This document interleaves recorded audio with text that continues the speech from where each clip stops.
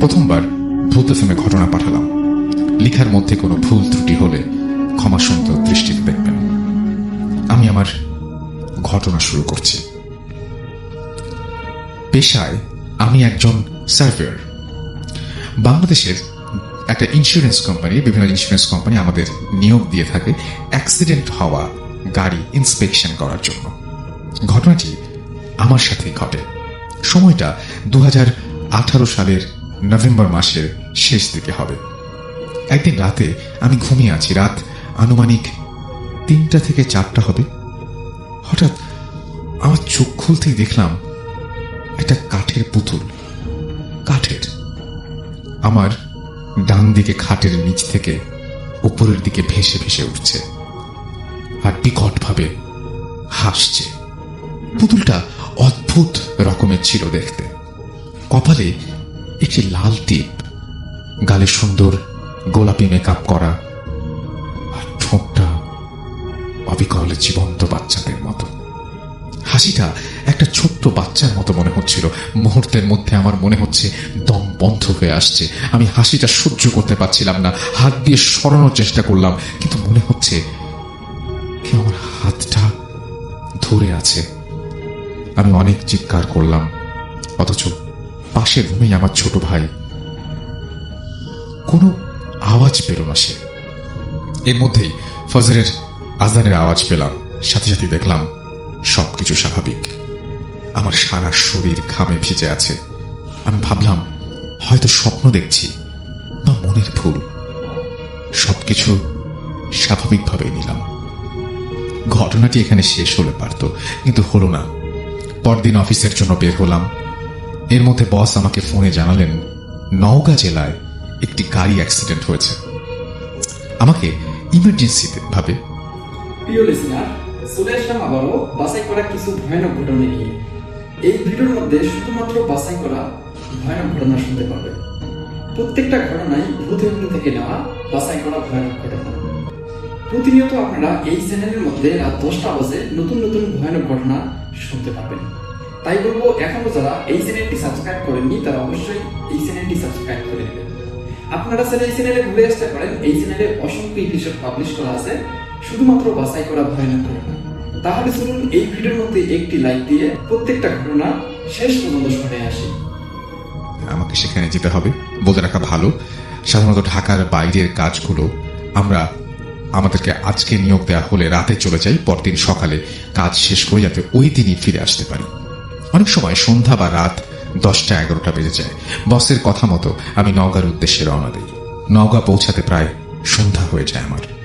নওগাঁ জেলার কাজীপাড়া এলাকায় গাড়ির মালিক আমাকে নিয়ে যায় এক গাড়িটি দেখানোর জন্য। ঘটনাস্থলে গিয়ে গাড়িটির ছবি তুলতে থাকি এবং ক্ষতিগ্রস্ত যন্ত্রাংশের লিস্ট করতে থাকি। গাড়িটি একটি কার্গো ট্রাক ছিল এবং সেটা ব্যাপকভাবে ক্ষতিগ্রস্ত হয়েছে। গাড়ির মালিক জানান গাড়িটি চলন্ত অবস্থায় নিয়ন্ত্রণ হারিয়ে রাস্তার পাশের একটি গাছের সঙ্গে ধাক্কা খায়। ফলে সামনের অংশ দুমড়ে মুচড়ে যায় এবং চালক ঘটনাস্থলেই মারা যায় এবং হেল্পার প্রাণে বাঁচলেও 2 পা কাটা গাড়িতেই মিশে যায়। চালকের লাশ সম্পূর্ণ বের করা সম্ভব হয়নি, ছিন্ন ভিন্ন হয়ে গিয়েছে। রক্তে আর শরীরের বিভিন্ন অংশে গাড়ির কেবিন পুরো ভরে আছে।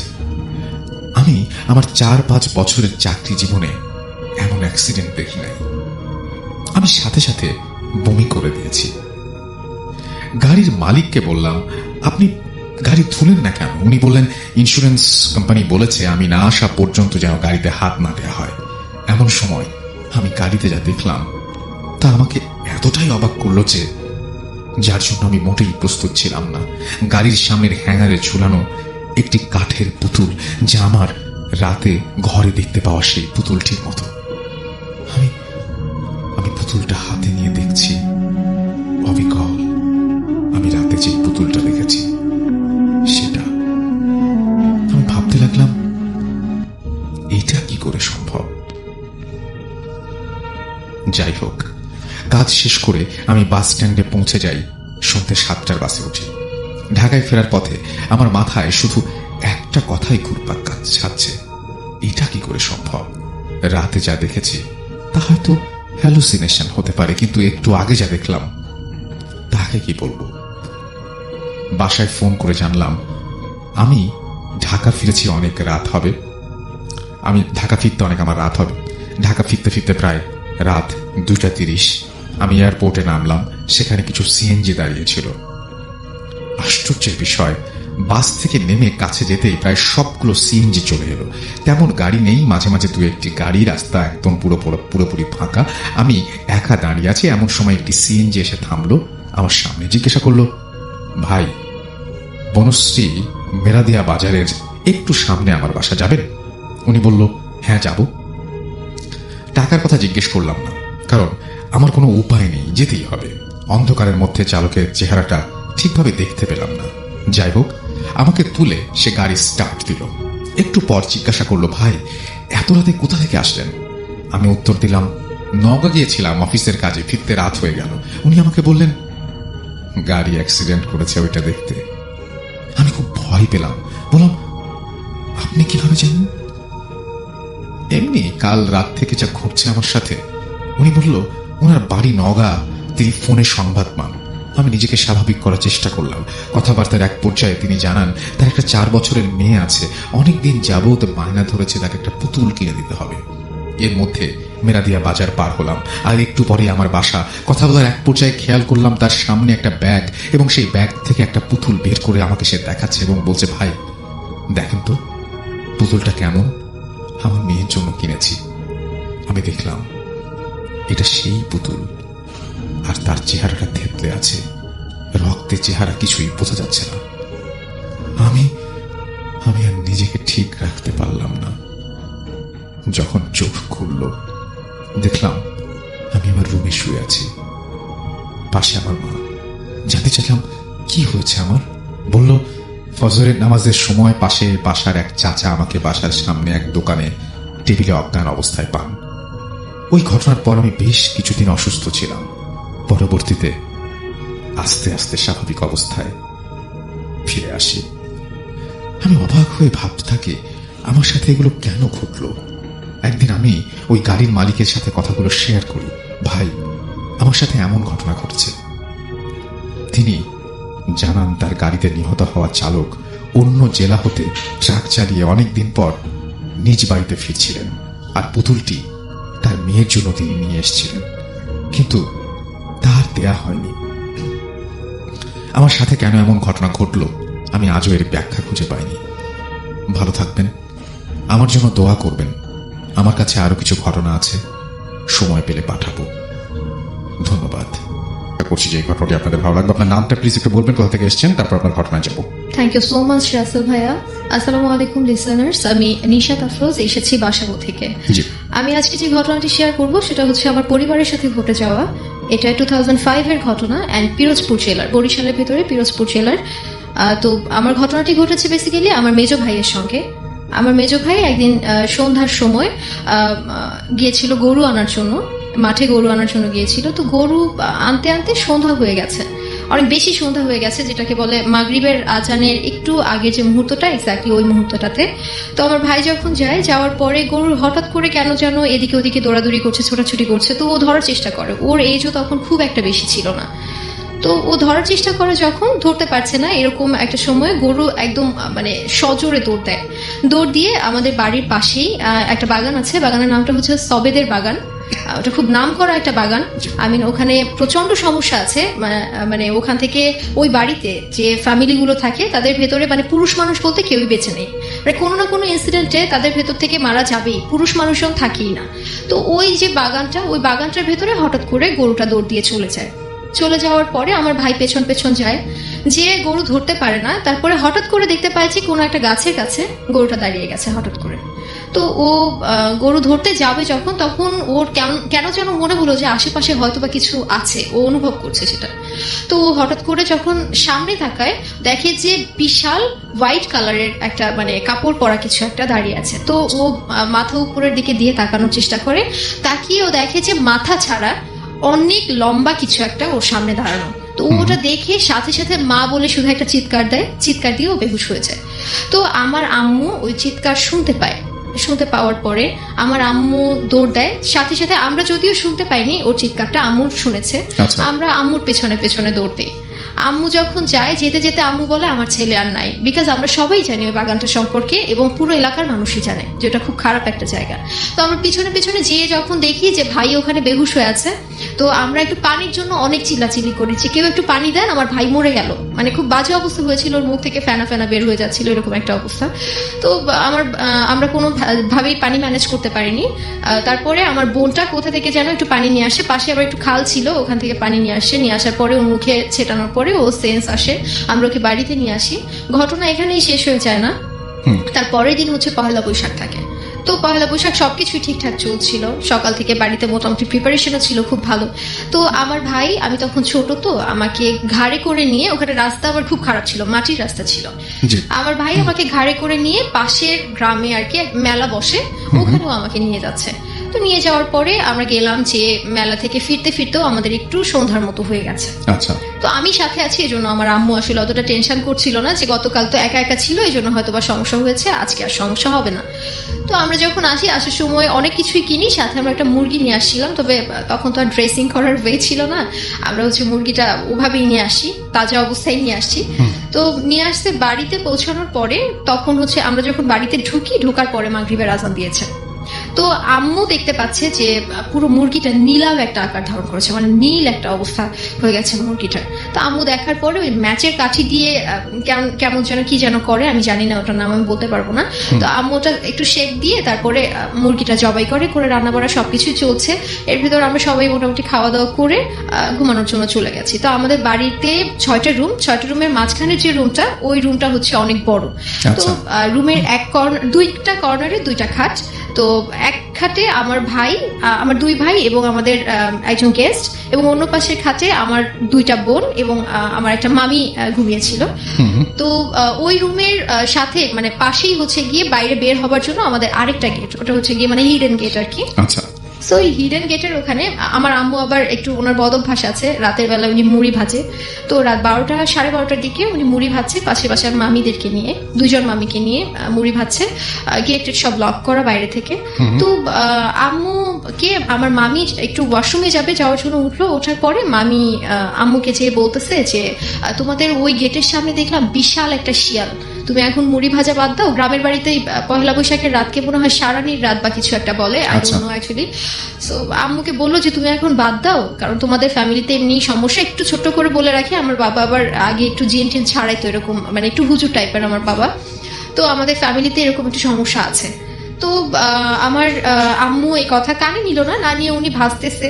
তো এর ভেতরে আমার সেজো বোনটা হঠাৎ করে স্বপ্নে দেখতেছে যে আমার মেজো ভাইকে কেউ একজন বিছানা থেকে লাথি দিয়ে মানে ফেলে দিচ্ছে। তো এটা যখন আমার বোন স্বপ্নে দেখলো, ও হঠাৎ করে চোখ খুলে ফেলে ও মানে আমার ভাইকে দেখতে গেছে যে গতকাল এরকম একটা ইনসিডেন্ট হলো, দেখি আসলে কি অবস্থা। তো চোখ খুলে দেখতে পাচ্ছে যে মশারির ভেতরে ফুটবলের মতো করে একদম ছোট্ট করে ওকে ফেলে দিচ্ছে, এরকম একটা অবস্থা। তো আমার বোন ওখান থেকে লাফ দিয়ে হাতের উপরে আমার ভাইকে ধরার চেষ্টা করলো।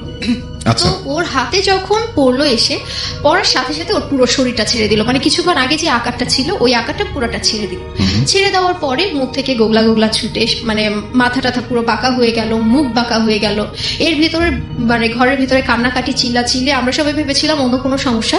তো তার ভিতরে আমরা চিল্লাচিল্লি কান্নাকাটি করার পরে আম্মু এটা শুনতে পেয়ে বাইরে থেকে ভিতরে চলে আসলো, সবাই মিলে চলে আসার পরে মানে দোয়া দুরু যে যা পারে সবাই সবার মতো করে পড়ছে।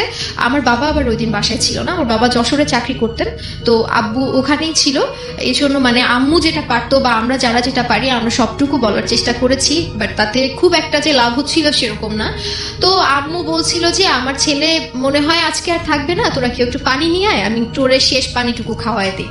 তো আমার ভাই গেছে পানি আনার জন্য, সামনের রুমে পানি ছিল, ও যখন আনতে গেছে ও ঠিক দেখতে পেলো যে জানালার কাছে ওরকম কিছু একটা। তো ও তারপরেও চিন্তা করলো যে না, আগে ভাইকে তো পানি খাওয়াই, তো জগ নিয়ে দৌড়ায় চলে আসছে ভিতরে পানি খাওয়ানোর চেষ্টা করা হলো, কিন্তু পানিও গালে নিচ্ছে না। তো ওই রাতটা কোনো মতে অনেক কষ্টে দোয়া দুরুদ পড়ে টরে কাটায় দেওয়া হলো। সকালবেলায় ওকে নিয়ে আমরা উঠানে গেলাম। তো রাতের বেলায় এত চিল্লাচিল্লি, গ্রামের মানুষ কেউ আসেনি, তবে সকালবেলায় সারা গ্রামের মানুষ সবাই চলে আসছে দেখার জন্য যে আসলে এই বাড়িতে সমস্যাটা কি হয়েছে। তো সবাই আসছে।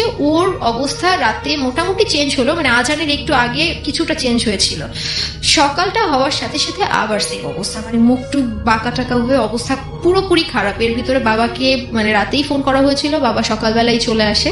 চলে আসার পরে ওকে মানে আব্বু যেটা যেটা জানে সবকিছুই বলেছে। তারপরে মানে যেটা আসলে সমস্যাটা করেছিল তাকে হাজির করার চেষ্টা করে। তো হাজির হয়ও, হওয়ার পরে বলে যে আসলে সে খুব বৃদ্ধ, সে ছেড়ে যাবে না, এরকম একটা কথা বলেছে। এবং বলেছে যে আমার আয়ত্তের ভিতরে এসেছে, আমি তো ওর কাছে যেতে চাইনি, আমার আয়ত্তের ভিতরে এসেছে, এজন্য আমি ওকে সমস্যা করতেছি, আমি এজন্যই ওকে এরকম হ্যাম্পার করতেছি। তো এটা যখন বলে, তো বাবা তখন বলে যে না, তুমি এভাবে যদি করো, ছোট একটা ছেলে, ও মারা যাবে। তো অনেক কিছু করার পরে মানে তখন তো চলে যায়। চলে যাওয়ার পর মানে বাবা ওকে তাবিজ টাবিজ দিয়ে দেয়, গোসল দিয়ে দেয়, সবকিছুই করে। তারপর থেকে মোটামুটি ওই সমস্যাটা দূর থেকে আঁচড় করার চেষ্টা করে, কাছে আসতে পারে না। এবং মানে সে বলেও গেছিল যে কখনো না কখনো সে আবারও আসবে, সে আবারও সমস্যা করবে। তো রাসেল ভাই, এটাই ছিল আমার গল্প। Thank you so much. ঘটনাটির সময়কাল 2013 সাল। 2013 সালের কোনো এক সন্ধ্যার পর এই ঘটনাটি ঘটে।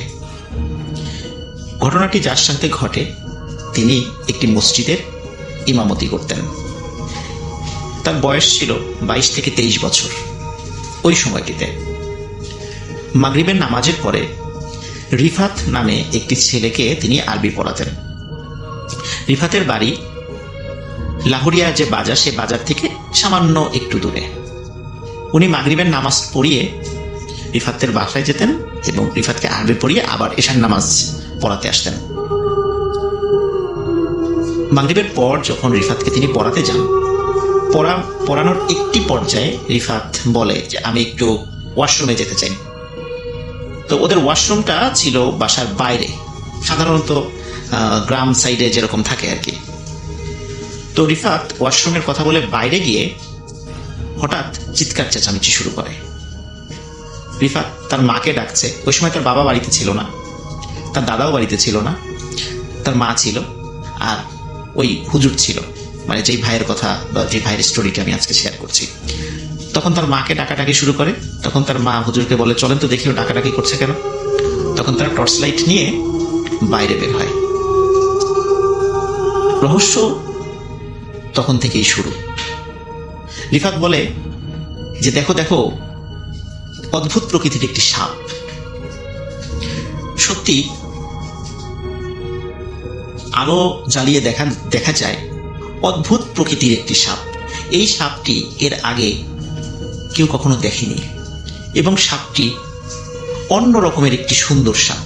মানে এটা সৌন্দর্যের সাথে অন্যান্য সাপের আসলে মিল পাওয়া যায় না, খুবই সুন্দর একটি সাপ। এখন অদ্ভুত ব্যাপার হলো, সাপটি ওইখান থেকে সরে চলে যাচ্ছে না, সে নড়াচড়া করছে কিন্তু ওই জায়গাটাতেই আছে।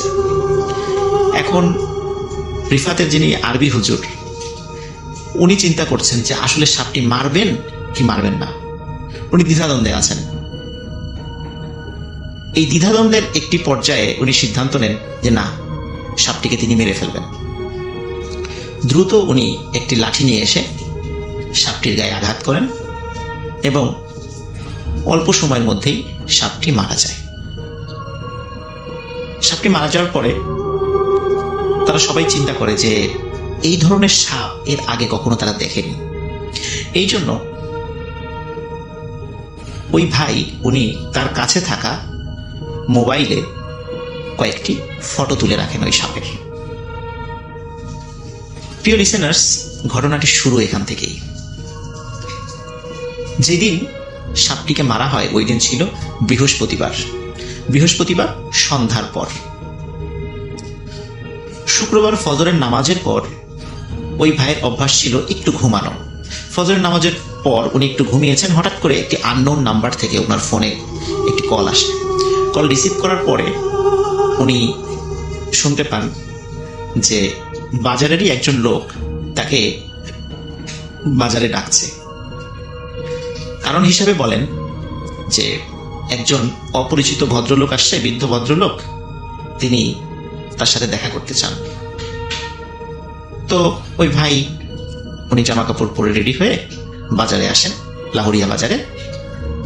বাজারে আসার পর দেখেন খুব সুন্দর চেহারার একজন বয়স্ক দাড়িওয়ালা মুরব্বী একজন ভদ্রলোক বসে আছেন। বসে থাকার পর উনি যখনই ওই ভাইকে দেখেছেন তিনি উঠে দাঁড়ান। উঠে দাঁড়ানোর পরে ওই ভাই তাকে আগে সালাম দেন। তখন বলেন যে আপনি আজকেই আমার সাথে যাবেন মিঠাপুর নামক একটা জায়গায়, ওইখানে একটা মসজিদ আছে, আপনি ওই মসজিদে ইমামতি করবেন। এখানে যেই টাকা আপনাকে দেওয়া হয় বেতন হিসাবে তার থেকে দ্বিগুণ টাকা আপনাকে দেওয়া হবে, আপনি এখনই আমার সাথে যেতে হবে। এখন ওনাকে যখন মানে এখনই যেতে হবে এই কথাটা বলে, তখন ওই ভাইয়ের মনে কিন্তু অনেকগুলো সন্দেহ জন্ম নেয়, কেন এত তাড়াতাড়ি এখনই যেতে হবে কেন? উনি বলে যে আসলে আমি তো এখানে একটা চাকরি করি, আমি তো এইভাবে হঠাৎ করে চলে যেতে পারি না। কিন্তু উনি বলে যে আপনি এখন একজনকে এখানে রেখে আমার সাথে যেতে হবে এবং এখনই ওই মিঠাপুর মসজিদে গিয়ে আপনি জুম্মার নামাজ পড়াবেন শুক্রবারে।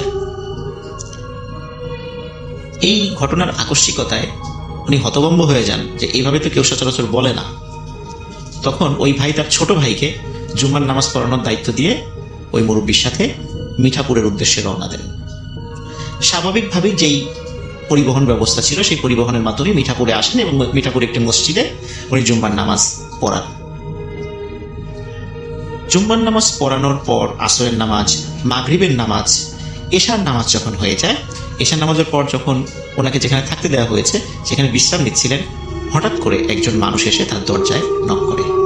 দরজা খুলে দেখে ওই মুরব্বী, যে মুরব্বী তাকে সকালবেলায় এই মিঠাপুরে নিয়ে এসেছিল। তখন ওই মুরব্বী ওই ভাইকে বলে আপনাকে এখনই আমার সাথে যেতে হবে। তখন উনি বলে যে আপনার বাড়ি কোথায়? বলে যে আমার বাড়ি এই যেই আপনি যে মসজিদে নামাজ পড়েন এই মসজিদের কাছাকাছি, কিন্তু কোন গ্রামে এক্স্যাক্টলি উনি বলেননি। তখন উনি বলেন যে আপনার সাথে যেতে হবে কেন? তখন উনি বলেন যে আমার ছেলে মারা গেছে, আপনাকে আমার সাথে যেতে হবে, আপনাকেই তার দাফন কাফন করতে হবে। তখন ওই ভাই রাজি হন না, যেহেতু অপরিচিত একটি জায়গা উনি কিছুতে রাজি হতে চান না। কিন্তু ওই মুরব্বী ভদ্রলোক উনি খুব পিড়াপিড়ি শুরু করেন যে না, আপনাকে যেতেই হবে।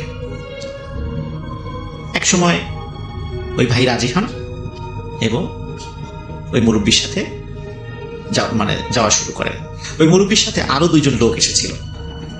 এখন ওই সময়টা ছিল এমন একটি সময় যে তখন আশেপাশে যে বিল ছিল, বিলে মোটামুটি পানি চলে এসেছে। এখন কোন বাড়িতে যে যাবে সেটা কিন্তু ওই ভাই জানতেন না। তখন দেখলেন যে ওই মুরব্বী একটি বড় নৌকা নিয়ে এসেছে। তখন সবাই নৌকায় চড়ে বসে এবং নৌকা চলতে থাকে। কিছু সময় নৌকা চলার পরে ওই ভাই ফলো করেন যে নৌকা আসলে বিলের মধ্যে দিয়ে যাচ্ছে না, আশেপাশে নৌকার সাথে ঘেঁষে বড় বড় গাছ পালা, ঘাস এরকম দেখা যাচ্ছে চাঁদের আলোতে। উনি আরো ভালো করে খেয়াল করেন নৌকা পানির উপর দিয়ে চলছে না, নৌকা মাটির উপর দিয়ে চলছে এবং অনেকটা ভেসে ভেসে চলছে। যখনই উনি এইটা দেখেন তখনই মারাত্মক ভয় পেয়ে যান। তখন উনি কিছু বলার আগেই নৌকার সামনে থাকা ওই ভদ্রলোক ওই ভাইকে বলেন যে বাবা, তোমার কোনো ভয় নেই, তুমি নিশ্চয়ই বুঝতে পেরেছো যে আমরা মানুষ নই, আমরা জিন। আমার সন্তান মারা গেছে, এই সন্তানকে গোসল করানো, জানাজা পড়ানো এবং দাফন করা থেকে শুরু করে নিয়ে সব কাজ তোমাকেই করতে হবে। তখন উনি আসলে ঘটনার আকস্মিকতায় এতটা হতভম্ব হয়ে গিয়েছিলেন যে উনি তখন কি বলবেন কিছু বুঝে উঠতে পারছেন না, কারণ উনি সজ্ঞানে দেখছেন যে ওনার চারদিকে যারা আছে সবাই জিন কিন্তু মানুষ রূপী, এবং এই নৌকাটি শূন্যের উপর দিয়ে ভেসে চলছে, কিন্তু সেটা মাটির উপর দিয়ে, পানির উপর দিয়ে নয়। তখন উনি সাহস করে জিজ্ঞাসা করেন আপনার ছেলে কখন মারা গেছে? তখন ওই মুরব্বী বলেন বৃহস্পতিবার সন্ধ্যার পরে। বলে বৃহস্পতিবার সন্ধ্যার পরে এখনো রেখে দিয়েছেন? বলে হ্যাঁ, এখনো রেখে দিয়েছি তোমার জন্য, তুমি সব কাজ করবা, তোমাকে এই কারণেই নিয়ে যাচ্ছি। তখন বলে আমাকেই কেন নিয়ে যাচ্ছেন সেখানে? তখন উনি বলেন যে তোমাকে এই জিনিসটা আমি দেখাতে চাই যে একটি পরিবারের যখন পিতামাতার বুক খালি হয়ে যায় তখন তাদের কি পরিমাণ কষ্ট হয়। এটাই তোমাকে দেখতে হবে আজকে, চলো। তো উনি প্রচন্ড ভয় পেতে থাকেন, কিন্তু ওই মুরব্বী ওই ভাইকে অভয় দিতে থাকেন যে তোমার কোনো ভয় নেই, তোমাকে আমি যেভাবে নিয়ে এসেছি আবার এভাবেই সুস্থ শরীরে তোমাকে পৌঁছে দেওয়া আমার দায়িত্ব, তুমি ভয় পেও না। এবং এত সুন্দর ব্যবহার করেন ওনার সাথে যে উনি রীতিমতো অবাক হয়ে যান।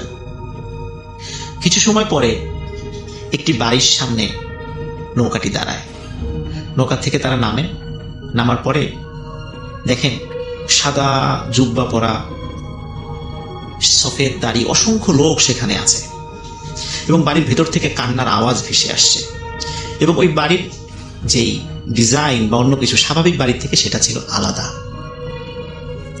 তখন ওই মুরব্বী তাকে বলেন, বাবা তুমি ভয় পেও না, এই পাশেই আমার ছেলের লাশ রাখা আছে, লাশের পচন ধরে যাবে, তুমি তাড়াতাড়ি তাকে গোসল করাও।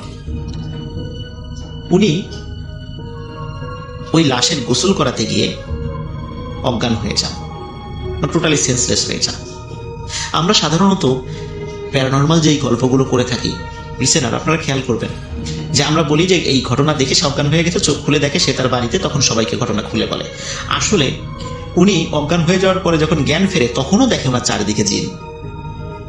উনি যেখানে এসেছেন সেখানকার লোকজন চারদিকে দাঁড়িয়ে আছে। উনি সেন্সলেস থেকে যখন আবার সেন্সে আসে, আবার এই লাশের গোসল দেয়। গোসল দেওয়ার পরে জানাজা হবে, জানাজা পড়ানোর দায়িত্বও পড়ে ওই ভাইয়ের উপরে। উনি আবারও জানাজা পড়াতে গিয়ে সেন্সলেস হয়ে যান। ওই জিনেরাই তার জ্ঞান ফেরায়। জ্ঞান ফেরার পরে উনি জানাজা পড়ান, তাকে দাফনও করা হয়।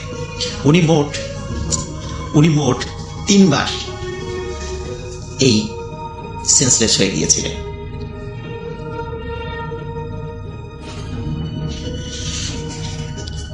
জানাজা থেকে শুরু করে নিয়ে সব কাজ শেষ হয়ে যাবার পর ওই লোক, মানে ওই জিন ভদ্রলোক, তাকে আবার বাড়িতে পৌঁছে দেওয়ার ব্যবস্থা করেন। বাড়িতে পৌঁছে দেওয়ার আগে উনি ওই ভাইকে একটি উপদেশ দেন।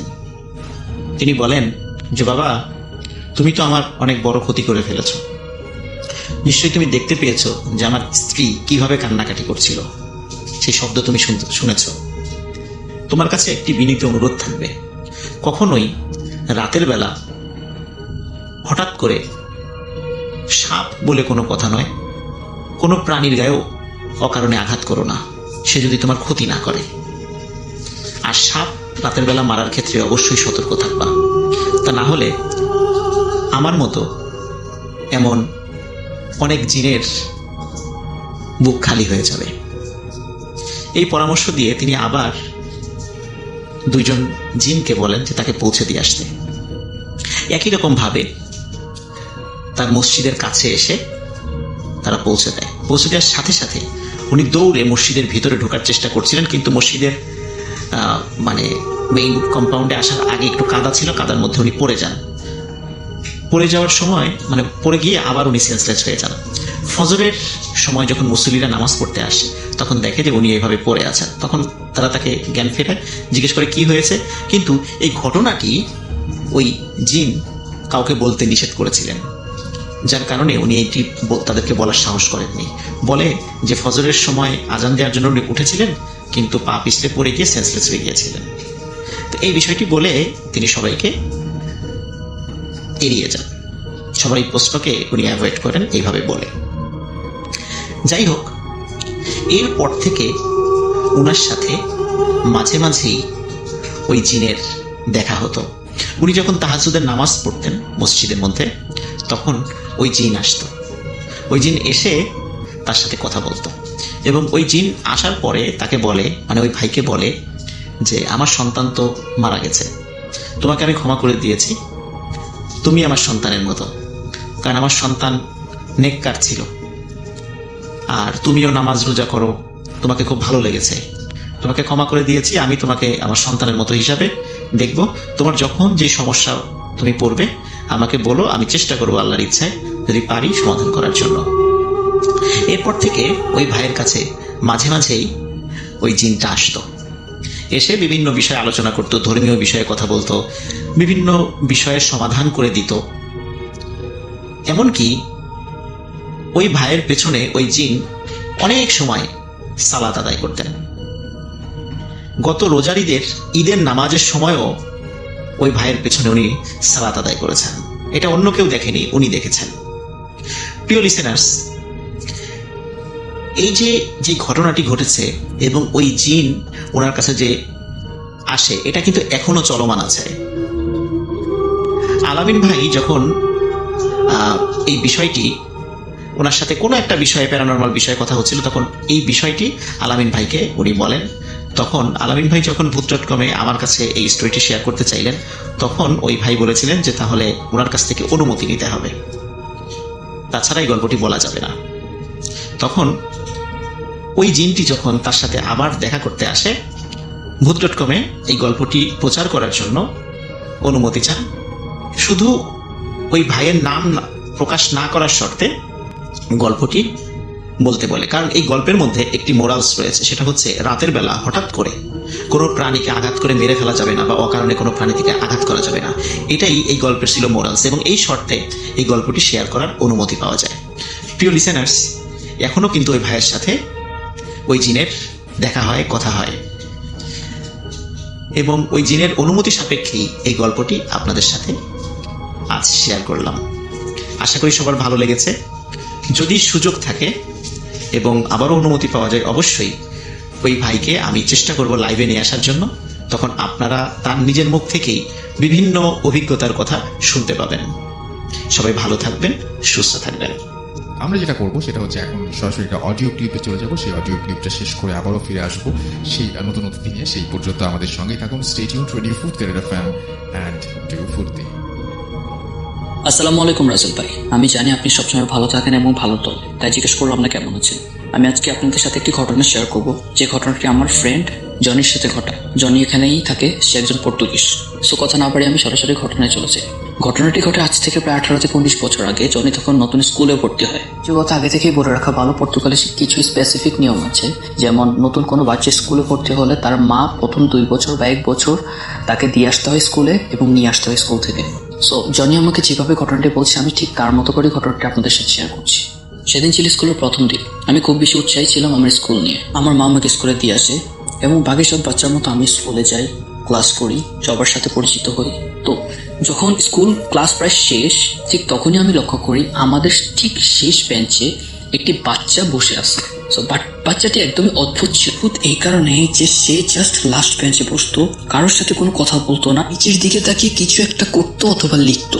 প্রথম দিন ব্যাপারটা একদমই সিম্পল লাগে, কিন্তু যখন কন্টিনিউয়াসলি ব্যাপারগুলি ঘটতে থাকে, যে সে প্রতিদিনই আসছে ক্লাসে, সে একদম লাস্টের বেঞ্চে বসছে, কারোর সাথে কথা বলছে না, কারোর দিকে তাকাচ্ছেও না, নিজের মতো করে নিচের দিকে তাকাচ্ছে আর কিছু একটা লিখতেছে অথবা করতেছে। ক্লাসের প্রথম সপ্তাহ আমাদের শেষ হয়ে যায় এবং সপ্তাহের শেষে একটি ক্লাস টেস্ট হয়। তো ক্লাস টেস্টের রেজাল্ট দেওয়ার পর আমার না খুব বেশি ইচ্ছে হচ্ছিল যে ছেলেটার সাথে আমি একটু কথা বলবো। তো আমি ক্লাস টেস্টের রেজাল্ট জানার জন্য তার কাছে যাই, তাকে জিজ্ঞেস করি যে তোমার নাম কি। সে জাস্ট আমার দিকে তখনই তাকায়, তাকানোর পর কিছু না বলে আবার নিচের দিকে তাকায় এবং কিছু একটা করে। অনেক বেশি ইচ্ছা থেকে আমি একটু জাস্ট মাথা উঁচু করে দেখতে যাই যে সে কি করছে। অ্যাট দ্যাট টাইম আমি দেখি যে সে একটা স্কেচ করছে, যে স্কেচটি 4 থেকে 5 বছরের একটা বাচ্চার করা ইম্পসিবল। স্কেচটি এত বেশি সুন্দর ছিল যে 4 থেকে 5 বছরের একটা বাচ্চা এত সুন্দর করে স্কেচ করতেছে, জাস্ট এটা ভাবাই যায় না। সো ঠিক তখনই আমি ওকে জিজ্ঞেস করি যে তুমি কি আঁকতেছো। সে খুব গম্ভীর স্বরে আমাকে একটা কথা বলে, তোমার কিছু লাগবে। আমি জাস্ট ভরকে আছি, আর কোনো কথা তার সাথে না বলে আমি আমার সিটে চলে আসি। আমার টেবিলে বসে আমি আমার কাজ করতে থাকি। এরপর নেক্সট উইক আর আমাদের কোনো এক্সাম ছিল না, ঠিক এর পরের উইকে আবার এক্সাম ছিল। তো হঠাৎ করে আমার টেবিলের সামনে ওই ছেলেটি এসে আমাকে বলতেছে যে তোমার কাছে কি এক্সামের শিডিউল আছে। আমি ব্যাপারটা খুব বেশি শক হয়ে যায়, কারণ হচ্ছে যে ছেলেটি নিচ থেকে এসে আমার সাথে কথা বলছে। সো আমি ওকে বলি যে হ্যাঁ আছে। সো তখন আমি ছেলেটিকে আমার যে এক্সামের শিডিউলটা দেই এবং তাকে তার নাম জিজ্ঞেস করি। তখন সে আমাকে তার নাম বলে, ছিল অ্যালেক্স। তো সে এইভাবে আমাকে তার অনেক ব্যাপার শেয়ার করে এবং আমিও তার সাথে অনেক কথা বলি। সো এরপরে আমাদের এক্সাম হয়। এক্সামের পর আমরা আবার একসাথে ক্লাস করি। ক্লাস করার পর আমাদের খুব ভালো ফ্রেন্ডশিপ হয়ে যায়। কিন্তু একটা ব্যাপার আমি লক্ষ্য করি যে অ্যালেক্স তার পার্সোনাল লাইফ সম্পর্কে কোনো কিছুই আমার সাথে শেয়ার করতে চাচ্ছে না। ব্যাপারটা খুবই অদ্ভুত হলো। ব্যাপারটা মাথায় না নিয়ে আমাদের ফ্রেন্ডশিপ কন্টিনিউয়াসলি চলতে থাকে। এর ভিতরে রাসেল ভাই একটা কথা আমি বলতে ভুলে গেছি। ব্যাপারটা হচ্ছে যে ওর মাও কিন্তু ওকে নিতে আসতো। কিন্তু ওর মাও ঠিক সেম ওর মতো ছিল, কারোর সাথে কোনো কথা বলতো না। উনি আসতো, এসে অ্যালেক্সকে নিয়ে জাস্ট চলে যেত। প্যারেন্টসরা তো নিজেরা মাঝে মাঝে গসিপ করে, কথা বলে, বিভিন্ন জিনিস শেয়ার করে, বাট উনি একদমই অন্যরকম ছিল। উনি জাস্ট লাস্ট টাইমে উনি আসতো, অ্যালেক্স বের হতো, অ্যালেক্সকে নিয়ে চলে যেত। এইভাবে আমাদের প্রথম বছর শেষ হয়। তো প্রথম বছরের শেষে আমাদের স্কুলে একটা পার্টি হয়, ছোট পার্টির আয়োজন করা হয়। সো আমাদের ওই দিন পার্টি ছিল। পার্টির পর আমি অ্যালেক্সকে বলি আমার সাথে আমার বাসায় চলো, আমরা একসাথে আজকে খাওয়া দাওয়া করবো, তুমি চাইলে তোমার মাকেও নিয়ে আসতে পারো। ঠিক তখনই অ্যালেক্সের মুখটা একটু গম্ভীর হয়ে গেল এবং অ্যালেক্স আমাকে বললো যে আমি আসবো কিন্তু আমার মা আসবে না। তো আমি আর এত কিছু না ভেবে ওকে বললাম ঠিক আছে তুমি চলে আসো। সো ও এর পরের দিন সকালে আমাদের বাসায় আসলো। আসার পর আমরা একসাথে টাইম পাস করলাম। আরেকটা কথা ভুলে গেছি যে ও তো ভালো স্কেচ আঁকতো, এটা তো আমি বলছি। তো ও এত সুন্দর করে স্কেচ আঁকতো, তো আমি মাঝে মাঝে ওকে বলতাম আমার কয়েকটি স্কেচ আঁকো। ও আমার খুব সুন্দর সুন্দর কিছু ছবি স্কেচ করে দিত, যেগুলি দেখে মনে হতো যেগুলি বাস্তবরূপী। সো এই ট্যালেন্টটা আমি আমার মায়ের সাথে শেয়ার করি। তো মা বলে যে গড গিফটেড, হয়তো বাচ্চা ছোটবেলা থেকে হচ্ছে স্কেচ করে, এই জন্য ও অনেক ভালো স্কেচ করতে পারে। আমার মাও ব্যাপারগুলি তো এরকম ভাবে মাথা ঘামাতো না। তো দিন শেষে বিকেলবেলা আমার মা অ্যালেক্সকে বলে যে আমি তোমাকে পিক করে দিয়ে আসি। তো অ্যালেক্স তখন বলেছে না আন্টি আমার লাগবে না, আমি নিজে নিজেই যেতে পারবো। তো অ্যালেক্স এরপর নিজেই চলে যায়। আমার মা ব্যাপারটাতে একটু ইতস্ত হলেও, বাট সে যেহেতু চাচ্ছিল না, সে আমার মা আর ব্যাপারটাতে জোর জবরদস্তি করে নেয়। এরপর দিন আমরা আবার ক্লাসে যাই। ক্লাসে গিয়ে আমি অ্যালেক্সকে বলি যে অ্যালেক্স আমি তোমার বাসায় যাব। অ্যালেক্স কথাটা শুনে মনে হয় যে আটকে ওঠে। তো আমি অ্যালেক্সকে জিজ্ঞেস করলাম যে ইজ এনিথিং রং, কোনো সমস্যা, আমি কি তোমার বাসায় গেলে তোমার মা রাগ করবে বা কিছু? ও প্রায় 5-6 সেকেন্ডের মতো চুপ করেছিল। এরপর বলতেছে যে না কোনো সমস্যা নেই, তুমি আমার বাসায় যেতে পারো। কিন্তু ও বলতেছিল যে এখন না, আমি তোমাকে বলবো ঠিক তখন। তো এর প্রায় 3 থেকে 4 উইক পর অ্যালেক্স একদিন আমাকে বলে যে কালকে তুমি আমার বাসায় আসবা, আমরা একসাথে লাঞ্চ করবো। পরদিন আবার সানডে ছিল। সো আমি যেতে রাজি হলাম। ইভেন আমার মায়ের সাথে কথা বলে আমি আমার মাকে বলে সকালে আমার মা আমাকে স্কুলের সামনে পিক করে দিয়ে যায়। আমি স্কুলের সামনে এসে দেখি অ্যালেক্স দাঁড়িয়ে আছে। সো আমার মা বলে যে আমি তোমাদের বাসা পর্যন্ত পৌঁছে দিই। অ্যালেক্স বলেছে না সমস্যা নেই, আমরা যেতে পারবো। সো আমার মা ব্যাপারটাতে একটু বেশি মানে চিন্তায় পড়ে যায় যে 2টা বাচ্চা ওরা কি যেতে পারবে কিনা। তখন অ্যালেক্স বলে যে সমস্যা নাই, ওই যে সামনে আমার গাড়ি দাঁড়া করা আছে, আমার মা আসছে, আমার মা আমাদেরকে নিয়ে যাবে। সো আমার মা ব্যাপারটাতে একটু স্বস্তি বোধ করে এবং সে চলে যায়। তো আমি অ্যালেক্সের সাথে গিয়ে ওদের গাড়িতে বসার পর অ্যালেক্স আর তার মা কি জানি বলতেছিল ফিস করে। তো আমি পিছনের সিটে বসছি, তো তাই ব্যাপারগুলি আমি ভালোভাবে খেয়াল করতে পারি। তো অ্যালেক্সের আম্মু আমাদেরকে একটা জায়গায় নামিয়ে দেয় এবং বলে যে সে কিছু শপিং করবে, আমাদেরকে একটু ওয়েট করতে কিছুক্ষণ।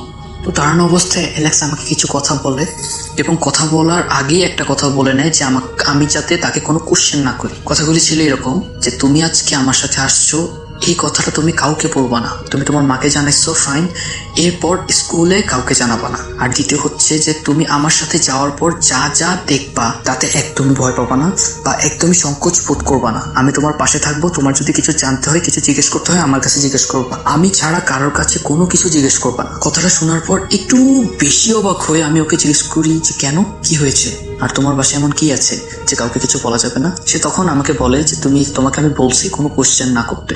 একটা বাচ্চা ছেলে এত সুন্দর করে এত ভালোভাবে কথা বলতে পারে, এটা ওই বয়সে আমার জানা ছিল না, যার কারণে আমি কোনো প্রশ্ন না করে জাস্ট ওর সাথে দাঁড়াইছিলাম। প্রায় 5 থেকে 10 মিনিট পর ওর মা এসে আমরা গাড়িতে করে একটা জায়গায় গিয়ে গাড়িটা পার্ক করি। আর আরেকটা কথা বলে রাখি, পর্তুগালে গাড়ি পার্ক করে মানুষ রাস্তাতে পার্কিং স্লট থাকে, ওইখানে মানুষ গাড়ি পার্ক করে, বাসার নিচে কোনো গ্যারেজ থাকে না। তো গাড়ি পার্ক করে আমি, অ্যালেক্স আর ওর মা একসাথে হাঁটছিলাম। ওর মা সামনে ছিল, আমি আর অ্যালেক্স একসাথে ছিলাম, কিন্তু আমরা কেউ কারোর সাথে কোনো কথা বলছিলাম না। অ্যালেক্সের মা হাঁটতে হাঁটতে একটি জায়গায় গিয়ে থামার পর আমি ওই জায়গার আশেপাশে তাকিয়ে কোনো বাড়িঘর দেখতে পাই না। জায়গাটা ছিল একটি বিশাল এবং প্রায় 80 থেকে 90 বছর বয়সী জৈতুন গাছের নিচে। আমি কারোর সাথে কোনো কথা বলছিলাম না। ঠিক ওই মুহূর্তে অ্যালেক্স আমার হাত ধরে এবং অ্যালেক্সের আম্মু অ্যালেক্সের হাত ধরার পর অ্যালেক্সের আম্মু সেই বড় গাছটিতে তার একটি হাত দিয়ে স্পর্শ করে। একটি সেকেন্ডের ভিতরে মনে হয় আমাদের দুনিয়াটি চেঞ্জ হয়ে যায়। আমি দেখলাম যেখানে আমি আশেপাশে ধুধু মাঠ দেখেছি, ঠিক ওই সময় ওই জায়গাটাতে বিশাল বড় বড় কিছু গাছ, অনেক মানুষ আশেপাশে হাঁটাচলা করছে। ইভেন একটু সামনে গিয়ে সুন্দর একটি বাড়ি। আমি আমার ফ্রেন্ডের কাছে বাড়িটির বর্ণনা জানতে চাইলে সে বলে বাড়িটির আশেপাশে ছিল হলুদ হলুদ কিছু অদ্ভুত ফুলের বাগান, এন্ড সামনে ছিল একটি সুইমিং পুল টাইপের পুকুর। সুইমিং পুল না, বাট পুকুর টাইপের, কিন্তু দেখতে প্রায় সুইমিং পুলের মতো, লাইক তা ওইটার পানি ছিল হালকা নীল। আমরা হাঁটতে হাঁটতে বাড়িটির সামনে যাই। বাড়ির সামনে গিয়ে দেখে বাড়ির দরজা খোলা। আমরা তিনজন একসাথে ঘরের ভিতর প্রবেশ করি। ঠিক তখন দেখি যে ঘরের ভিতরে একটি লোক। আমার বুঝতে বাকি রইল না এটা হচ্ছে অ্যালেক্সের বাবা। তো অ্যালেক্সের বাবা আমার সাথে কথা বললো খুব সুন্দর করে। আমি ঠিক তখন শকের ভিতরে ছিলাম, কারণ হচ্ছে যে আমার সাথে কি হচ্ছে, আমি কি দেখতেছি, আমি যে কাউকে জিজ্ঞেস করবো আমার সেই বোধ ছিল না, কারণ আমি একটা ছোট বাচ্চা আর আমার সাথে এত কিছু করতেছে, আমি কি বলবো আমি বুঝতে পারতেছিলাম না। ঠিক ওই মুহূর্তে অ্যালেক্সের বাবা আমাকে বলে যে ভয় পেও না। এরপর আমাকে জিজ্ঞেস করে যে তুমি কি খাবা। আমি তখন ওনাকে বলি যে আমি কিছুই খাবো না। এরপর অ্যালেক্স আমাকে বলে যে কিছু খাও, আমরা খেয়ে তারপর বাইরে যাব। এরপর কিছু স্ন্যাক্স আনা হয়, আমরা স্ন্যাক্স খেয়ে তারপর বাইরে যাওয়ার পর খুব ভীতভাবে আমি অ্যালেক্সকে জিজ্ঞেস করি যে কি হচ্ছে। তখন অ্যালেক্স যেসব কথাগুলি বলে সেসব কথাগুলি নেওয়ার মতো পরিস্থিতিতে আমি ছিলাম না। অ্যালেক্স বলে আমি তোমার মতো সাধারণ মানুষ না, আমি একটা জিন। এই কথা শুনে আমি জাস্ট শক হয়ে যাই। ইভেন অ্যালেক্সকে বলি যে আমি কি তোমার কোনো ক্ষতি করছি। ঠিক তখন অ্যালেক্স আমাকে বলে যে না, তুমি আমার কোনো ক্ষতি করনি, কিন্তু আমার তোমাকে খুব বেশি ভালো লেগেছে, এই জন্য তোমার সাথে আমি ফ্রেন্ডশিপ করি, ইভেন তোমাকে আমি আমার বাসায় নিয়ে আসছি। কিন্তু অ্যালেক্স আমাকে তখন একটা কথাই বলে যে প্লিজ তুমি এই কথা আর কাউকে বইলো না, তুমি যদি বলো তাহলে হয়তো তোমার কিছু হবে না, কিন্তু আমার অনেক বড় সমস্যা হয়ে যেতে পারে। আমি তাকে বিশ্বাস দিয়ে বলি যে আমি কাউকে বলবো না, আর প্লিজ তুমি আমাকে আমার বাসায় ঠিক করে দিয়ে এসো। অ্যালেক্স বলে যে তুমি ভয় পেও না, আমি আমার মা দুইজনে গিয়ে তোমাকে সুন্দর করে তোমার বাসায় পৌঁছে দিয়ে আসবো, আর তুমি এখানে আমাদের গেস্ট, সো প্লিজ এই কথা আর কাউকে বলবা না। তখন আমি একটু সাহস পাই। এরপর অ্যালেক্সকে বলি যে তোমার সম্পর্কে কিছু আমাকে বলো। তখন অ্যালেক্স আমাকে বলে যে তার বয়স হচ্ছে 80 বছর। আর সে আরেকটি কথা বলে যে সে যখন মানুষের সাথে বা মানুষদের সাথে চলাফেরা করে তখন তারা একদম নর্মাল মানুষদের মতোই চলাফেরা করে। এই কথাগুলি শোনার পর আমার জাস্ট মাথা ঘোরাচ্ছিল, আমি বিশ্বাস করতে পারছিলাম না নিজের চোখকে, নিজের সামনে যা ঘটছে এইসব ব্যাপারগুলিকে। এরপর অ্যালেক্স আমাকে তার পুরো বাড়িটা ঘুরিয়ে দেখায়, তার আরো 2টা ভাই বোন ছিল তাদের সাথে পরিচয় করিয়ে দেয়। এরপর আমরা অনেক ভালো সময় স্পেন্ড করি এখানে। যখন প্রায় দুপুরের সময় আমরা একসাথে সবাই মিলে খাওয়া দাওয়া করি। খাওয়া দাওয়া করার পর একদম যখন বিকাল হয়ে যায় ঠিক তখনই আমি অ্যালেক্সকে বলেছি আমার বাসায় যেতে হবে, আমার মা না হলে আমার জন্য টেনশন করবে। অ্যালেক্স তখন তার মাকে বলে ব্যাপারটা। ইভেন তার মা রেডি হয়ে আমাকে আর অ্যালেক্সকে নিয়ে আবার রওনা দেয়। তো আমরা যেভাবে এসেছিলাম ঠিক সেইভাবেই সেই রাস্তা দিয়েই ঠিক একটা পর্যায়ে গিয়ে অ্যালেক্সের মা হাওয়ার ভিতরে জাস্ট হাতটা উঁচু করে এবং আমরা সেকেন্ডের ভিতরে আবার দেখি ওই গাছের সামনে চলে আসছি। আমার কাছে এই ব্যাপারগুলি এতটা বেশি অদ্ভুত ছিল যে এরপর আমি গাড়িতে ওঠার পর বমি করি। বমি করার পর অ্যালেক্সের মা আমাকে বলে যে, তখন আন্টি আমাকে নিচে বলে যে তুমি এইসব কথা আজকে যা ঘটলো কাউকে বলবা না, তোমার মাকেও না। আমি আন্টিকে বলি যে আমি কাউকে বলবো না, আর আমি তাদেরকে বলি যে আমার যদি কোনো ভুল হয় তাহলে আমাকে ক্ষমা করে দিতে। এরপর অ্যালেক্সের সাথে আমার সম্পর্ক ভালোই ছিল। এর প্রায় 3 থেকে 4 মাস পর আমি এই ব্যাপারটা আমার একটা কাজিনের সাথে শেয়ার করি। শেয়ার করার পর অ্যালেক্স জানতো না আমি যে আমার কাজিনের সাথে শেয়ার করছি, অ্যালেক্স ব্যাপারটা জানতো না। এর ঠিক পরের দিন স্কুলে এসে অ্যালেক্স আমাকে বলে তুমি কাজটা ঠিক করো নাই। আমি তখন অ্যালেক্সের কাছে জানতে চাই যে কোন কাজটা। অ্যালেক্স বললো যে তোমাকে বলেছিলাম যে আমার এই ব্যাপারটা কাউকে না জানাতে, কিন্তু তুমি তোমার কাজিনকে জানিয়েছো, এটাতে আমার অনেক বড় সমস্যা হয়েছে। যদিও কি সমস্যা হয়েছে এটি আমি জানতে চাওয়ার পরও অ্যালেক্স আমাকে বলেনি, কিন্তু এরপর দিন থেকে আমি আমার হোল লাইফে আর অ্যালেক্সকে দেখিনি। ঘটনাটি আমার ফ্রেন্ড আমার সাথে শেয়ার করে কেটে দেয়। এরপর এই ঘটনাটির সত্যতা আমি তার কাছে জিজ্ঞেস করবো, সেই পরিস্থিতি আর ছিল না। ঘটনার শেষে জনি লাস্ট আমাকে একটা কথা বলে, সে এখনো ফিল করে অ্যালেক্স তার সাথে আছে, তার আশেপাশেই আছে, কিন্তু সে কখনোই তাকে দেখতে পায় না, কিন্তু সে এটা বিশ্বাস করে এবং ফিল করে যে এখনো অ্যালেক্স তার আশেপাশে মাঝে মাঝে আসে। তো রাসেল ভাই, এই ছিল আমার ঘটনা। ভালো লাগলে সবার সাথে শেয়ার করুন। আসসালামু আলাইকুম। প্রিয় লিসেনার্স, সরাসরি ঘটনাতে চলে যাচ্ছে। আলফাডাঙ্গা উপজেলার পানাইল গ্রামে জুনি নামে একটি মেয়ে ছিল। তার বয়স 16 থেকে 18-র মধ্যে। 16 থেকে 18-র মধ্যে বয়সী এই জুনি অপরূপ সুন্দরী ছিল। তার বাবার নাম ছিল সমীর দে। জুনির মা ছিল এবং ছোট্ট ভাই ছিল। তারা অত্যন্ত দরিদ্র পরিবার হলেও সুখে শান্তিতেই বসবাস করছিল। জুনির বাবা বিভিন্ন মানুষের বাড়িতে না জমিতে চাষ মানে বর্গা চাষি হিসাবে চাষাবাদ করতেন। জুনি এবং জুনির মা তারা দুজনই বিভিন্ন মানুষের বাড়িতে কাজে সহযোগিতা করত, আর জুনির ছোট ভাই লেখাপড়া, এভাবেই তাদের চলে যাচ্ছিল। ওই গ্রামে 3টি ছেলে, যার একজনের নাম তরু, আরেকজনের নাম এনামুল, আরেকজনের নাম জায়েদ হাসান। 3জনই ছিল খুবই ঘনিষ্ঠ এবং অন্তরঙ্গ বন্ধু। এর মধ্যে তরু ছিল হিন্দু এবং জুনিও হিন্দু পরিবারের ছিল। তরু জুনিকে পছন্দ, কিন্তু জুনি আসলে তরুকে তেমন একটা বেশি পছন্দ করত না। যাই হোক, কোনো একদিন জুনির আচরণে তার পরিবার অস্বাভাবিকতা খেয়াল করে এবং ওই রাতেই জুনির বাসার কাছে একটি মাঝারি সাইজের আম গাছের ডালে জুনি গলায় দড়ি দিয়ে সুইসাইড করে।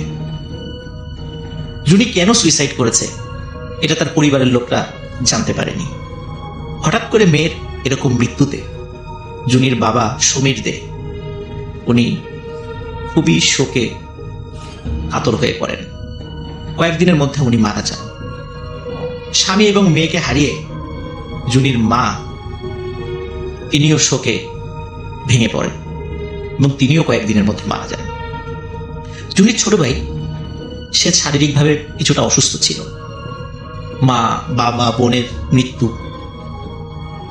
তার দেখাশোনা করার মতো পৃথিবীতে আর কেউ ছিল না। সেও কয়েকদিনের মধ্যে মারা যায়। গ্রামবাসী জুনির পরিবার নিয়ে আলোচনা করতো, যাহা কি হলো, হঠাৎ করে কি এমন হয়ে গেল, জুনি সুইসাইড করলো, ওর পিতা মাতাও শোকে মারা গেল, ওর ভাইটাও মারা গেল, কিভাবে একটি পরিবার শেষ হয়ে গেল। রাস্তার পাশেই একটি ঘর রয়েছে জুনিদের, একটি টিনের ঘর এবং একটি সোনের ঘর ছিল। এই ঘরটি এখন বিরান পড়ে আছে, কেউ সেখানে যায় না। মানুষ আলোচনা করতো, কিন্তু কোনো কারণ খুঁজে পেত না যে জুনি কেন সুইসাইড করলো। জুনি সুইসাইডের 15 থেকে 20 দিন পর থেকে শুরু হয় কিছু ঘটনা। তো চলুন শুনে আসি কি ছিল সেই ঘটনা। তরু, এনামুল এবং জায়েদ হাসান 3জনই যেহেতু খুব কাছের বন্ধু ছিল, এরা সবসময় একসাথে চলাফেরা করত। বিভিন্ন ধর্মীয় বা অন্যান্য সাংস্কৃতিক অনুষ্ঠান, তা হিন্দু হোক আর মুসলিমদেরই হোক, তারা 3জনই অংশগ্রহণ করত। এর মধ্যে কি হলো, জায়েদ হাসানের এক আত্মীয় মারা যায়। সেই আত্মীয়র বাড়ি ছিল পানাইল গ্রামের পাশে একটি গ্রাম, নাম হচ্ছে আজমপুর। এই আজমপুরে তারা সেই আত্মীয়র ওখানে যায়। আত্মীয়র লাশ দেখে সন্ধ্যার পরে এই 3 বন্ধু ফিরছিল। পানাইল গ্রামটা মধুমতি নদীর ঠিক পাশে অবস্থিত।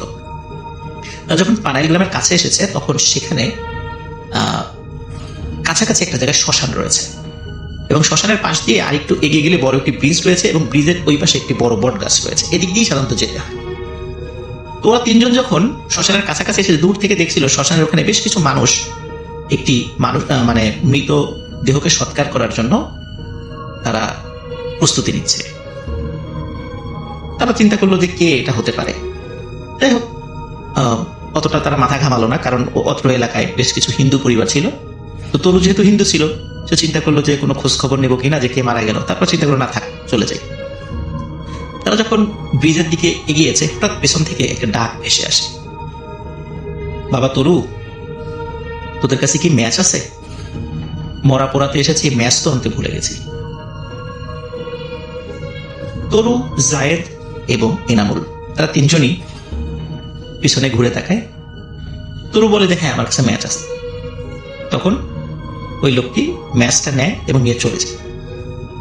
তরু, জায়েদ এবং এনামুল স্বাভাবিকভাবেই আবার বাড়ির পথ ধরা শুরু করে। হঠাৎ তরু বলে, আচ্ছা, আমরা কাকে ম্যাচ দিলাম? এনামুল এবং জায়েদ বলে, তাই তো, কাকে দিলাম? তরু বলে, আচ্ছা, যাকে ম্যাচ দিলাম সে আমাদের সমীর কাকা না, জুনির আব্বা? সে তো আরো বেশ কিছুদিন আগে মারা গেছে। কাকে ম্যাচ দিলাম? ওরা শ্মশানের দিকে তখন ভালো করে তাকিয়ে দেখে সেখানে কেউ নেই, শ্মশানে একদম ফাঁকা। ওরা চিন্তা করে কি হলো আমাদের সাথে, কে ভেস দিল। ভয় পায় তারা, তাড়াতাড়ি করে ব্রিজ পার হয়ে বটগাছের নিচ দিয়ে তারা বাড়ির পথ ধরতে থাকে। বটগাছের যখন কাছাকাছি এই 3 বন্ধু এসেছে তখন দেখে বটগাছের ডালে কিছু একটা ঝুলছে, সাদা কাপড় পরা কিছু একটা ঝুলছে। ওরা 3 জন চিন্তা করে এটা কে ঝুলছে। ওরা 3 জনের যেহেতু মোটামুটি সাহসী ছিল, ওরা বুঝতে পারে এখানে কেউ গলায় ফাঁস দিয়ে ঝুলছে। ওরা সেটা দেখে ভয় পায়। ওরা চিন্তা করে কে ফাঁস দিয়ে ঝুলছে দেখি, কারণ মানুষদেরকে খবর দিতে হবে আশেপাশে। এই লাশটা দেখার জন্য তারা এগিয়ে যায়। তখন স্পষ্ট চাঁদের আলো ছিল। চাঁদের আলোতে তারা স্পষ্টভাবে দেখতে পায় এই লাশটি আর কারণ নয়, চুনির লাশ। চোখ বড় বড় করে ওদের 3 জনের দিকে তাকিয়ে আছে। লাশটি কথা বলে ওঠে, বলে, তোরা কেউ বাঁচবি না, সবাই মরবি। আচমকা লাশের এই কথা বলা দেখে ওরা 3 জনই ভয়ঙ্কর ভাবে ভয় পেয়ে যায়। 3 জন চিৎকার করে দিক বিদিক ছুটতে থাকে। যেহেতু তাদের বাড়ি কাছাকাছি ছিল, তারা যে যার বাড়িতে চলে যায়। কিন্তু রহস্যজনক ব্যাপার হলো এই ঘটনা এই 3 জন ছাড়া ঘুণাক্ষরে কেউ জানতে পারেনি, কারণ তারা এই ভয়ঙ্কর ঘটনা কাউকে বলেনি। এর কিছুদিন পরে জায়েদ, এনামুল এবং তরু তারা সন্ধ্যার পরে, ঠিক সন্ধ্যার পরে না, মানে সন্ধ্যার একটু আগেই তারা তাদের বাড়ির কাছে বাজারে যেত। সন্ধ্যার পরে চাটা খেয়ে কিছু সময় আড্ডা দিয়ে আবার ফিরে আসতো। তারা যেই পথ দিয়ে ফিরে আসতো সেই পথে অদ্ভুত একটা বিষয় দেখতে পায়, কারণ সেই পথের পাশেই রয়েছে জুনিদের সেই বাড়ি, যেই বাড়িতে এখন কেউ থাকে না। তারা যখন ওই পথ দিয়ে আসছিল, দূর থেকে দেখে যে জুনির বাসার ওইখান থেকে কি একটা ছায়ামূর্তি যেন বের হয়ে আসছে। তারা লক্ষ্য করলো জুনিদের বাড়ির ভেতর থেকে ওই ছায়ামূর্তিটা বের হয়ে রাস্তার উল্টো পাশে একটি বাগান রয়েছে, সেই বাগানের মধ্যে দ্রুত নেমে চলে গেল। মানে বাড়ির থেকেও দ্রুত বের হলো এবং বাগানের মধ্যে দ্রুত নেমে চলে গেল। তারা চিন্তা করে যে এই বাড়িতে কেউ থাকে না, এটা তো একটা পরিত্যক্ত বাড়ি, এখন কে বের হলো চলে গেল। প্রথম দিনকে তারা আসলে এই বিষয়টা তেমন গুরুত্ব দেয়নি। দ্বিতীয় দিন যখন তারা ফেরে, তারা একই দৃশ্য দেখতে পায়। তৃতীয় দিন ওরা বাজার থেকে ফেরার আগেই চিন্তা করেছে, আজকে যদি আমরা দেখি, আমরা ওইটাকে ধরবো, ওটা কে ওই জুনির বাড়ি থেকে বের হয় আর বাগানের মধ্যে দ্রুত মিলিয়ে যায়। ঠিক আমরা যখন ওই পথ দিয়ে যাই তখনই আমরাই দেখি ঘটনা কি। তৃতীয় দিন ওরা যখন ফিরছিল তখনও আকাশে চাঁদের আলো ছিল জ্যোৎস্না রাত। রাস্তাঘাট স্পষ্টভাবে বোঝা যাচ্ছে এবং ওদের হাতেও তখন আলো ছিল। ওরা যখন ফিরছে ঠিক একই রকম ভাবে ওরা দেখতে পাচ্ছে জুনিদের বাড়ির ভিতর থেকে কোন একটা ছায়ামূর্তি বের হচ্ছে। তখন ওরা দ্রুত ওই ছায়ামূর্তিটিকে ধরার জন্য এগিয়ে যায়। ও অদ্ভুত বিষয় লক্ষ্য করে, অদ্ভুত বিষয় যেটা লক্ষ্য করে সেটা হচ্ছে যে যখনই ছায়ামূর্তি বুঝতে পেরেছে যে 3 জন দ্রুত এগিয়ে আসছে তাকে ধরার জন্য, ছায়ামূর্তি তখন তার চলার গতি দ্রুত না করে বরং স্লো করে দেয়, যাতে এই 3 জন তাকে ধরতে পারে। 3 জন যখন কাছে যায়, কাছে গিয়ে দেখে এটি আর কেউ নয়, এটি জুনি তখন বলে, ঘরের ছেলে ঘরে ফিরে যা, তোদেরকে একজন একজন করে মারব, শুধু সময়ের অপেক্ষায় থাক। এই বলে আবার দ্রুত জুনিদের বাগানের উল্টো পাশে যে বাগান ছিল সেই বাগানের মধ্যে জুনি মিলিয়ে যায়। ওরা 3 জন মারাত্মক ভয় পায়, জুনি তো মরে গেছে, তার লাশকে দাহ করা হয়েছে, এই জুনি কোত্থেকে আসলো। ওরা দ্রুত বাড়ি ফিরে যায়। এবারও এই ঘটনা ওরা কাউকে বলে না। প্রিয় লিসেনার্স, এখানে একটা বিষয় বলে রাখি, আলামিন ডাক্তার যেই বাগান পার হয়ে জুনিদের বাড়িতে গিয়েছিল, এটি হচ্ছে সেই বাগান যেই বাগানের মধ্যে জুনি হেঁটে মিলিয়ে যাচ্ছে। যে ঘটনাটি আমি জুনিভূত পার্ট 1-এ আমি আপনাদেরকে বলেছি। যাই হোক, তরু, জায়েদ, এনামুল তারা বাড়িতে ফিরে যায়।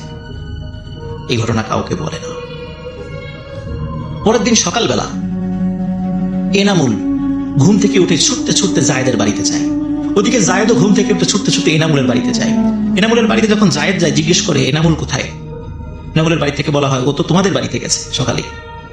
আবার একই ঘটনা যখন জায়েদের বাড়িতে এনামুল যায়, তখন জায়েদের বাড়ি থেকে বলে, তো তোমাদের বাড়িতে গেছে। 2 জন পথে দেখা হয়। দেখা হয়ে বলতে থাকে, জানিস, বিশেষ করে এনামুল জায়েদকে বলতে, জানিস জায়েদ, আমি আজকে রাতে একটা ভয়ঙ্কর স্বপ্ন দেখেছি। জায়েদ বলে, আমিও তো একটা ভয়ঙ্কর স্বপ্ন দেখেছি। এই স্বপ্নগুলো দেখার জন্যই তো, এই স্বপ্ন দেখার জন্য কি ঘটনা ঘটে তোকে বলার জন্য তো আমি ছুটতেছিলাম। বলে, কি ঘটনা? প্রথমে জায়েদ বলে যে, আমি দেখি যে জুনি যেই গাছে সুইসাইড করেছিল, তরু সেই গাছের সেই ডালে গলায় দড়ি দিয়ে ফাঁস দিয়ে ঝুলছে। এনামুল বলে, আমি তো একই স্বপ্ন দেখেছি। ওদিকে ওরা দুজন খবর পায় যে তরু হন্যে হয়ে জায়েদ এবং এনামুলকে খুঁজছে। যখন তরুর সাথে জায়েদ এবং এনামুলের দেখা হয়, তরু বলে, জানিস জায়েদ আর এনামুল, আমি আজকে রাত্রে একটা ভয়ঙ্কর স্বপ্ন দেখেছি। আমি দেখি জুনি যেই গাছে গলায় ফাঁস দিয়ে আত্মহত্যা করেছিল, সেই গাছে আমার লাশ চলছে। ওরা তিনজন বলে, স্বপ্ন তো স্বপ্নই, এটা নিয়ে মাথা ব্যথা কিছু নাই, আমরা মনে হয় দুঃস্বপ্ন দেখেছি। কিন্তু তাই বলে একই স্বপ্ন তিনজন। জায়েদ কিছুটা নাস্তিক প্রকৃতির ছিল, সে বলে যে এটা নিয়ে মাথা ব্যথার কিছু নাই, এটা নিয়ে আমাদের চিন্তারও কিছু নেই, যে যার বাড়িতে চলে যায়। প্রিয় লিসেনার্স, পরের দিন সকালে সেই গাছের সেই ডালেই তরুর ঝুলন্ত দেহ পাওয়া যায়। পরিবারের লোকজন বলতে থাকে, তরু কেন সুইসাইড করলো, রাত্রে কখন বেরোলো, কি হলো, কিছুই বুঝতে পারছি না, ওর তো কোনো সমস্যা ছিল না, তো সুইসাইড করলো কেন? জায়েদ এবং এনামুলকে যখন তার পরিবারের লোকজন জিজ্ঞাসা করে, তখন তারা বলে যে আগের রাত্রে আমরা এই স্বপ্ন দেখেছিলাম।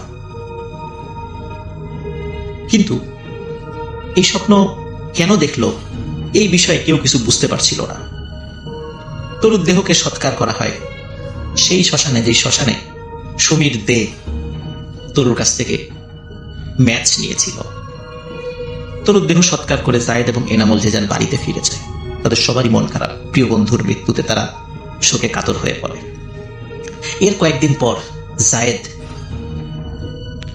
সকালবেলা ছুটতে ছুটতে এনামুলের বাড়িতে আসে, বলে, এনামুল, আমি আজকে রাত্রে স্বপ্ন দেখলাম জুনি যেই গাছে গলায় দড়ি দিয়ে সুইসাইড করেছিল, সেই গাছে আমার লাশ চলছে। এনামুল জায়েদকে সান্ত্বনা দেয় যে না, এটা কিছু, এটা এমনি কাকতালীয় ব্যাপার, এরকম চিন্তার কিছু নেই। কিন্তু চিন্তার তো আসলেই রয়েছে। পরের দিন সকালবেলা ঠিক একই জায়গায়, একই গাছে, একই ডালে জায়েদের ঝুলন্ত দেহ পাওয়া যায়। জায়েদের যখন মৃত্যু হয়, তখন জায়েদের পরিবার এবং তরুর পরিবার এনামুলকে চাপ দেয়, তুমি সত্যি করে বলো, তরু মারা গেল, জায়েদ মারা গেল, ঘটনা কি? তখন এনামুল যে ঘটনা বলে, গ্রামবাসী শুনে ধিক্কার দিতে থাকে। এনামুল বলে, আসলে কিছুদিন আগে জুনি যে মারা গেছে, আসলে জুনির মৃত্যুর জন্য আমরা তিনজনই দায়ী। জুনির মৃত্যুর কারণে তার পরিবারের সকল সদস্য মারা গেছে, এই জন্যও আমরা তিনজনই দায়ী। এনামুল বলে, তরু জুনিকে পছন্দ করত, কিন্তু জুনি তরুকে পছন্দ করত না। তরু বিভিন্ন সময় জুনিকে উত্তপ্ত করত।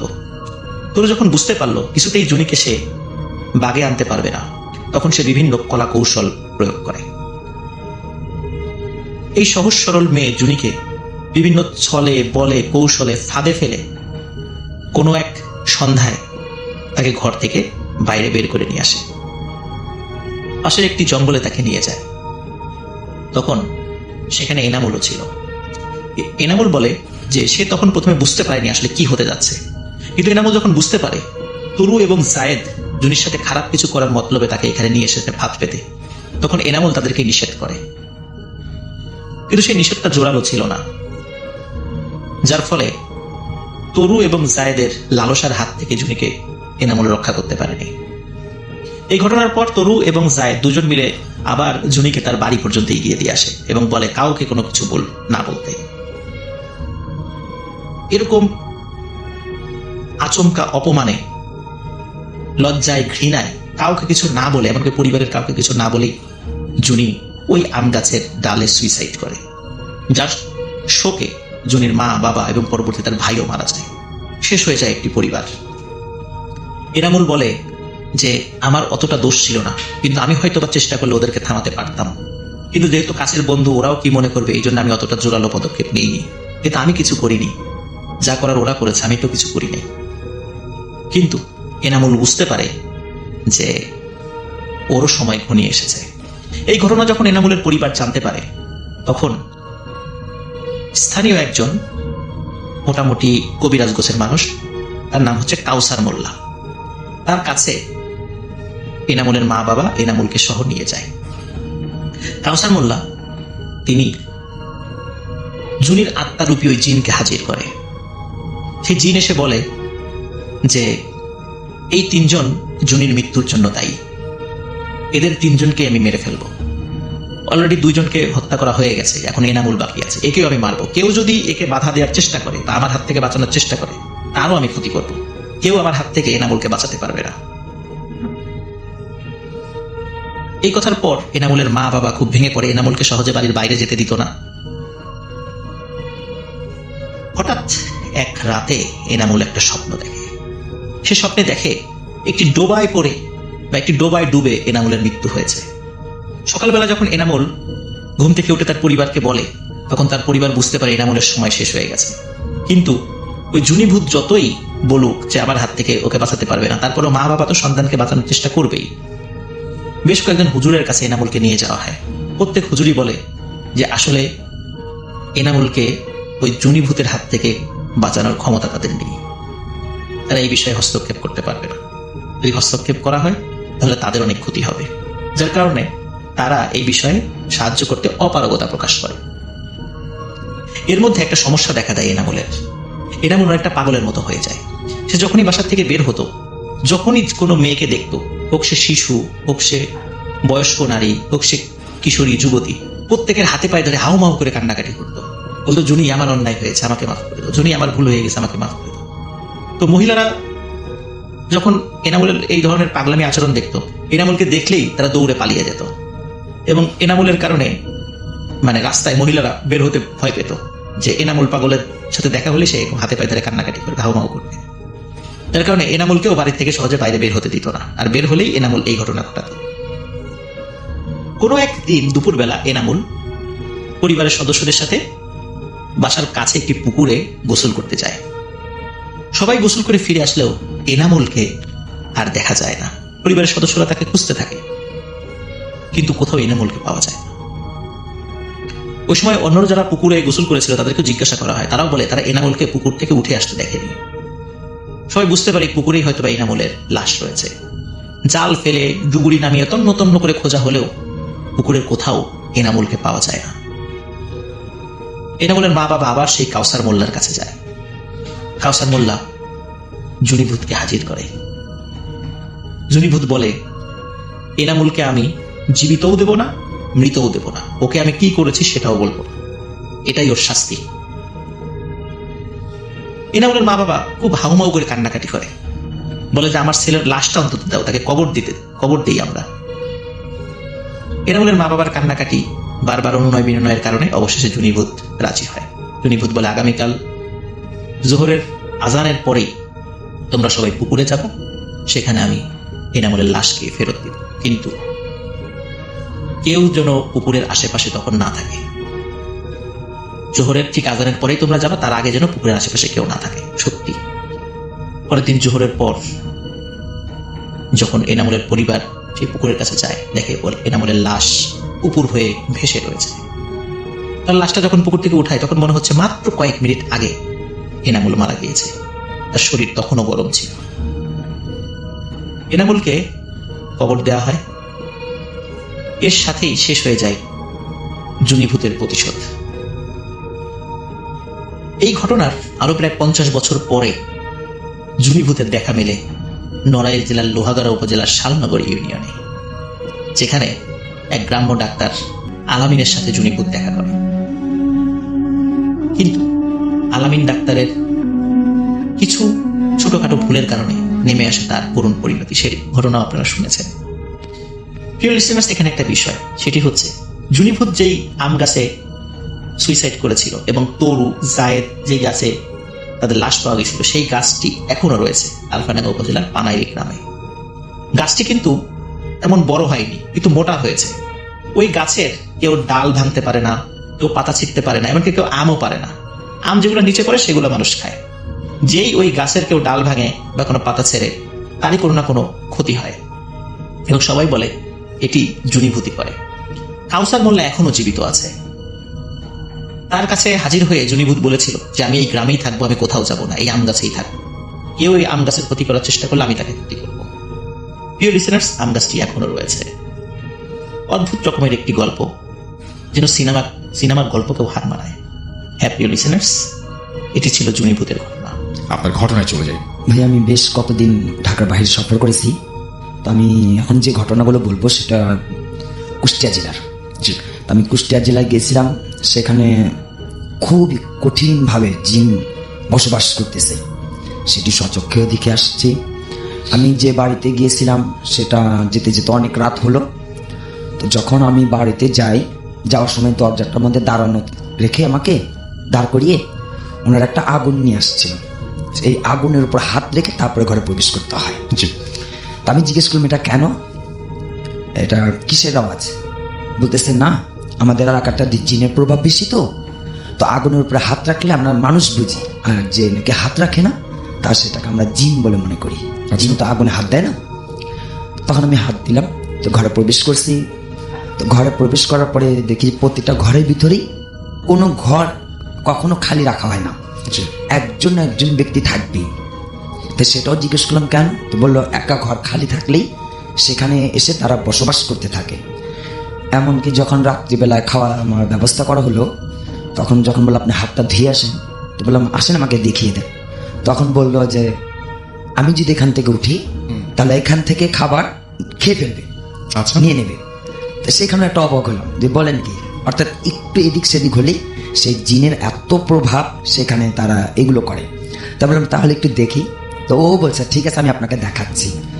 তো যার বাসায় গেছি সে আমার সাথে একটু দরজা কাছে, অর্থাৎ যেখানে হাত ধুবো সেখানে যখন একটু কাছে গেলাম, ঘর থেকে যে জানালাটা খোলা ছিল ওইখান থেকে প্রায় 12 থেকে 15 হাত দূরে গাছ, এক গাছ ছিল, ফল গাছ। ঠিক টেবিল উপরে যে খাবারটা দেওয়া ছিল ওইখান থেকে জালনা দিয়ে হাত দিয়ে ঘরের মধ্যে যে মুরগি গোশত দেওয়া হলো সেইটা খাবারটা হাতে করে নিয়ে যাচ্ছে, এই স্পষ্ট সেটা দেখা।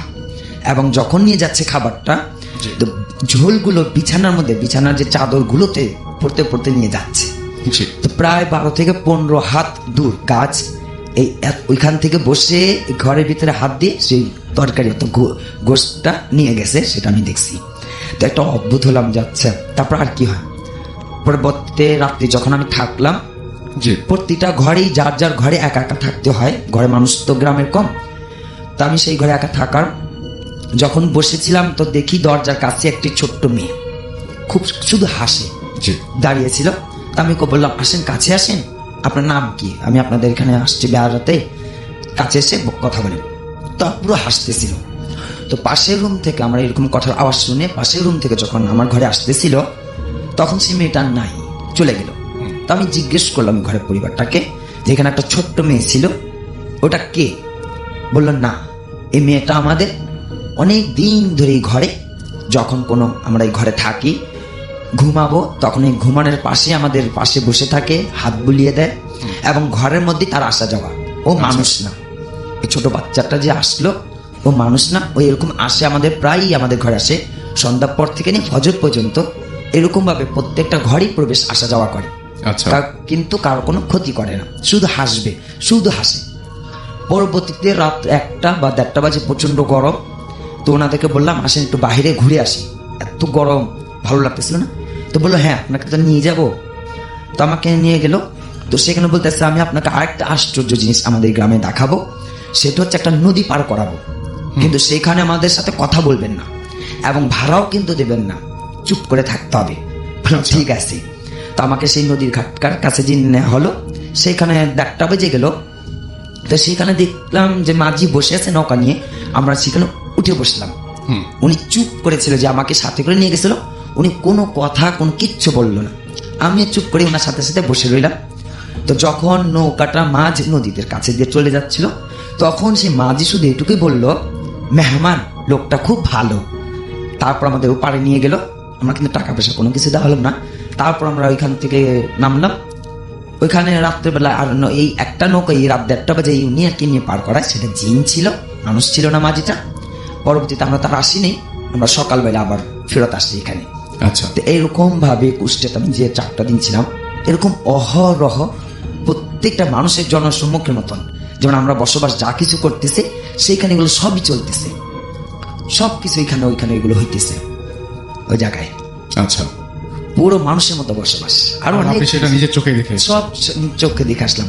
সবচেয়ে বড় আশ্চর্য, চাপ কল থেকে পানি পড়তেছে, চাপ দিতেছে, পানি পড়াইতেছে, এবং 4টা দিনের ভিতরে আমি সবই অবাক। আর একটা বিষয় হইতেছে 5 মিনিটের একটা খুব কম একটা ঝড় আসে। আমরা রাত্রিবেলা এখানে একটা দোয়া করেছিলাম, রাত সবাইকে বসে নিয়ে রাত যখন আমরা দোয়া করতেছি, হঠাৎ এমন একটা ঝড় শুরু হলো। আমি ভাবছি বৃষ্টি হতে পারে, আষাঢ় মাস ভালোই হবে, প্রচন্ড গরম, শীত লাগবে, বৃষ্টি হবে, ভালো লাগবে, গ্রামে বৃষ্টি দেখবো। তো ওরা বলতেছে না, আমাদের বাসায় প্রায় মাসে এরকম মানে মাসখানিক পর পর এরকম একটা ঝড় 5 মিনিট কমে আসে, আশপাশে কোথাও হয় না, শুধু আমাদের এই বাড়িতেই হয়, উঠানেতে হয়, এবং এসে এই ঝড়টা চলে যায়। এমন প্রচন্ড বাতাস বয় যেন খুব ঝড় হয়েছে, কিন্তু সেটা ঝড় না। এরকম প্রায় বাড়িতে মাসখানিক পর পর এরকম নাকি ঘটনা ঘটে। আচ্ছা, এগুলো আমি সব স্বচক্ষে কুষ্টিয়াতে দেখে আসছি, খুব নিজের চোখে দেখেছেন। জি জি জি। Thank you so much. একটা অডিও ক্লিপ শুনে আসবো আমরা, এবং অডিও ক্লিপের পরে আবার নতুন অতিথি নিয়ে ফিরে আসবো। সেই পর্যন্ত আশা করছি আমাদের সঙ্গেই থাকবেন। স্টে টিউন টু রেডিও ফুর্তি, এডিট FM এন্ড ডু ফুর্তি। আসসালামু আলাইকুম রাসেল ভাই, আশা করি ভালো আছেন। আপনি সবসময় ভালো দলে। আমি মোহাম্মদ জিশানুর রহমান চট্টগ্রাম থেকে বলছি। স্টুডিওতে এসে গল্পটি বলা, কাহিনীটি বলা আমার পক্ষে একটু টাফ হয়ে যাচ্ছে, তাই আমি এটি রেকর্ডিং করে পাঠিয়ে দিলাম। যদি ভালো লাগে অবশ্যই প্লে করবেন। তো আমি এখন যে ঘটনাটি আপনার সাথে শেয়ার করতে যাচ্ছি, সে ঘটনাটি 100% রিয়েল ঘটনা, এবং আমি তার গ্যারান্টি। ঘটনাটি ঘটে খুলনার মোড়লগঞ্জ থানায়। তো ঘটনাটি আজ থেকে প্রায় 6 থেকে 7 বছর আগের ঘটনা।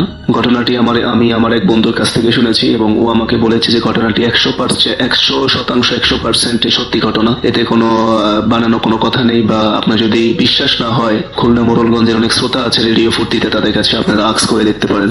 তো আমি কাহিনী শুরু করতে যাচ্ছি, কথা না বাড়িয়ে। তো ঘটনাটি যাকে নিয়ে, তার নাম হচ্ছে মালেক। তিনি একটি ভাসমান নৌকা নিয়ে মোড়লগঞ্জ থানার খাল আছে একটা, ওই খাল দিয়ে উনি নৌকা বেয়ে উনি মার্কেটিং এর মতো করে জিনিসপত্র বিক্রি করতেন। তো ওনার নৌকাটা ছিল অনেকটা মার্কেটিং নৌকা বা মার্কেটিং বোটের মতো। মানুষের গ্রামে নিত্য প্রয়োজনীয় জিনিস উনি ওনার নৌকার মধ্যে নিয়ে বহন করে মানুষকে এগুলো বিক্রি করতেন। তো যেহেতু গ্রামের মানুষ, মালেক ভাই ছিলেন, ওনার নাম ছিল মালেক। উনি যেহেতু গ্রামে নৌকা নিয়ে করতেন, কাজে এই গ্রামে তো বুঝেনি রাত 10টা, 9টা, 8টা, 9টা, 10টা বাজে, অনেক রাত, গভীর রাত। তো ঘটনাটি ঘটে শীতকালে। তো উনি একদিন ওনার নৌকা নিয়ে খুলনা মোড়লগঞ্জ থেকে পিরোজপুরে, ওখান থেকে পিরোজপুর খুব কাছে, খুলনা মোড়লগঞ্জ থেকে পিরোজপুরে যাতায়াতের জন্য একটি নদী আছে, উনি নদী করে উনি ওনার নৌকাটা বেয়ে উনি ওই খুলনা থেকে উনি পিরোজপুরের দিকে রওনা হন ওনার মাল সামানা বিক্রি করার জন্য।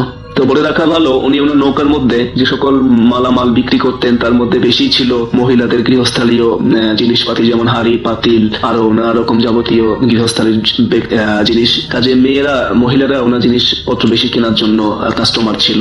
তো উনি রেগুলারই ওই পিরোজপুরের একটা গ্রামে উনি যাতায়াত করতেন তার জিনিসপত্র বিক্রি করার জন্য। তো একদিন উনি জিনিসপত্রগুলো বিক্রি করা শেষে উনি আবার খুলনার দিকে যখন রওনা হলেন, তখন রাত প্রায় 11টার মতো বেজে যায়। তো উনি বেশ সাহসী ছিলেন, এবং উনি খুব নামাজি ছিলেন, এবং খুবই একজন ধার্মিক মানুষ ছিলেন। উনি তেমন একটা ভয় পেতেন না। তো রাত হওয়ার কারণে উনি ওনার নৌকাটা খুব দ্রুত চালাতে শুরু করেন। পিরোজপুর থেকে উনি মোড়লগঞ্জ ফিরে যাওয়ার জন্য খুব দ্রুত নৌকাটা চালাতে শুরু করেন। তো নৌকাটা চালাতে এক পর্যায়ে নৌকাটা একটা ব্রিজের নিচে গিয়ে ঠেকে। তো ব্রিজটা ছিল নৌকাটার যেরকম, নৌকা থেকে প্রায় 10 থেকে 15 হাত উপরে ছিল ব্রিজটি। তো ব্রিজের নিচে যখন উনি যান, তখন ওই ব্রিজের উপর থেকে ওনাকে কেউ ডাক দিতে থাকে যে এই মালেক আমাকে একটু ওপারে পার করে দে। তো উনি বুঝতে পেরেছিলেন যে এটা আসলে কোনো মানুষ না, কারণ উনি এর আগেও অনেকবার এগুলো মুখোমুখি বা ঘটনা এগুলো উনি মুখোমুখি হয়েছেন। কাজে ওনার মধ্যে একটা সাহস ছিল, বা উনি এটা বুঝে গিয়েছিলেন, কারণ এটা কোনো মানুষের ডাক না। তো উনি আবার ওইটাকে উনি গ্রাহ্য না করে উনি ওনার নৌকাটা তাড়াতাড়ি বৈঠা বেয়ে উনি চালাতে শুরু করেন। তো এক পর্যায়ে উনি পিছন ফিরে তাকান, দেখলেন যে ওই অবয়বটা ছিল একেবারে একটা অবয়ব, যেটা ওনাকে বলেছিল যে আমাকে একটু নৌকা তুলে পার কর। তো ওইটা ওনাকে পিছন থেকে বারবার ডাকছে, এই মালিক আমাকে একটু ওই পারে নিয়ে যা, আমাকে একটু ওই পারে নিয়ে যা। উনি এটার গ্রাহ্য না করে দ্রুত ওনার নৌকাটা চালিয়ে উনি সামনের দিকে রওনা হন। তো এক পর্যায়ে উনি নদীটা এক পর্যায়ে খালের সঙ্গে মিলিত হয়, যে খালটা দিয়ে উনি ওনার ওই খুলনা মোড়লগঞ্জের বাড়িতে উনি যেতে পারবেন। তো উনি ওনার নৌকাটা সেই খালের মধ্য দিয়ে উনি চালাতে শুরু করেন আবার। তো নদী থেকে উনি খালের মধ্যে যখন উনি ওনার নৌকাটাকে ব্রেক করে যখন উনি খালের মধ্যে যখন নৌকাটাকে যখন উনি নামিয়ে দেন, তখন খালের মধ্যে পানি কিছুটা হলো কম ছিল না, চালাতে বেশ কষ্ট হচ্ছিল। তো উনি আস্তে আস্তে দোয়া দুরূদ পড়তে পড়তে উনি আল্লাহ রাসূলের নাম নিতে নিতে উনি রওনা হলেন। তো এক পর্যায়ে তো উনি দেখলেন যে ওই খালের পাশে যে ঝোপ ঝাটলা আছে বা যে জঙ্গলটা আছে, ওখান থেকে কেউ তার নাম ধরে তাকে ডাকছে এবং বলছে, এই মালিক আমাকে একটু ওই পার নিয়ে চল, তুই তো আমাকে ওখান থেকে নিলি না, তো আমি কষ্ট করে হেঁটে হেঁটে এখানে এসে তোকে আবার ধরছি, আমাকে একটু ওই পার নিয়ে চল, আমার খুব জরুরি। তো উনি এক পর্যায়ে খুব ভয় না করে উনি ওনার নৌকাটা তাকে যেখান থেকে ডাকা হচ্ছিল তার নাম ধরে ওখানে তিনি নৌকাটাকে উনি নিয়ে যান এবং ওই জিনিসটাকে উনি নৌকায় তোলেন। উনি দেখতে পেলেন যে একটা অবয়ব মানুষই, কিন্তু মানুষটা একটু অস্বাভাবিক রকমের লম্বা ছিল এবং তার পরনে ছিল চুপ বা টুপি এবং তার মুখে দাড়ি ছিল এবং অসম্ভব সুন্দর একটি মানুষ তার নৌকায় উঠে। তো উনি কোনো কথা না বলে ওই ব্যক্তিটাকে বা ওই জিনিসটাকে উনি নৌকার মধ্যে তুলেন। তা তুলে উনি নৌকাটা চালাতে উনি প্রায় ওনার বাড়ির কাছে যখন চলে আসেন, তখন ওই জিনিসটা ওনাকে বলে ওঠে, তুই আমাকে ওই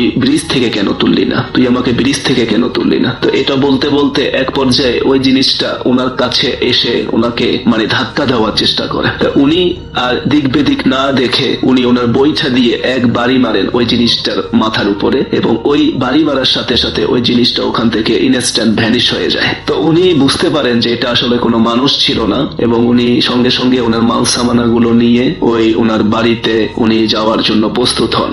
এর মাঝে একটা ঘটনা ঘটে যায়, সেটা হচ্ছে যে এই জিনিসটা ওনার নৌকার মধ্যে উঠেছিল, ওই জিনিসটাই ওনার রূপ ধরে মাল সামানা নিয়ে ওনার স্ত্রীর কাছে ডাকাডাকি শুরু করে দরজা খোলার জন্য। তো ওনার স্ত্রী দরজা যখন খুলে ওনার স্ত্রী দেখেন যে ওনার স্বামী মাল সামানা নিয়ে উঠে চলে আসছে, তখন ওনাকে ঘরে ঢুকতে বলেন, ঘুম চোখে ঘরে ঢুকতে বলেন। তো ঘরে যখন ঢুকতে বলেন স্ত্রী, উনি ঘরে ঢোকার পরে স্ত্রী দরজা বন্ধ করে আবার ঘুমিয়ে যান কোনো কথা না বলে। তো আসলে ওটা কোনো মানুষ ছিল না, ওটা ওনার রূপ ধরে ঘরে উঠে ঢুকে গিয়েছিল। ওনার স্ত্রী সেটা বুঝতে পারেননি। তো কিছুক্ষণ পরে যেটা আসল মালিক বা যিনি আসল মানুষ, উনি ওনার মাল সামানা গুলো নিয়ে উনি ওনার ঘরে ওনার স্ত্রীকে নক করে বারবার দরজা। ওনার স্ত্রী উনি ঘুম থেকে উঠে দরজা খুলে দেখে যে তার হাজবেন্ড সামনে দাঁড়িয়ে আছে। তখন উনি বলেন যে কি ব্যাপার, আপনি না একটু আগে ঘরে ঢুকলেন, আপনাকে না আমি একটু আগে ঘরে ঢুকে দরজা বন্ধ করে দিয়ে ঘুমিয়ে গেলাম, তা আপনি আবার বাইরে গেলেন কখন? তো এটা যখন বলে, এটার সঙ্গে সঙ্গে এটা শোনার সাথে সাথে উনি প্রচন্ড ভয় পায় এবং উনি বুঝতে পারে যে আসলে কে এসেছিল এবং উনি প্রচন্ড ভয়ে ওনার সেন্স আর ধরে রাখতে পারেন না, উনি ওখানেই অজ্ঞান হয়ে পড়ে যান। তো এরপর থেকে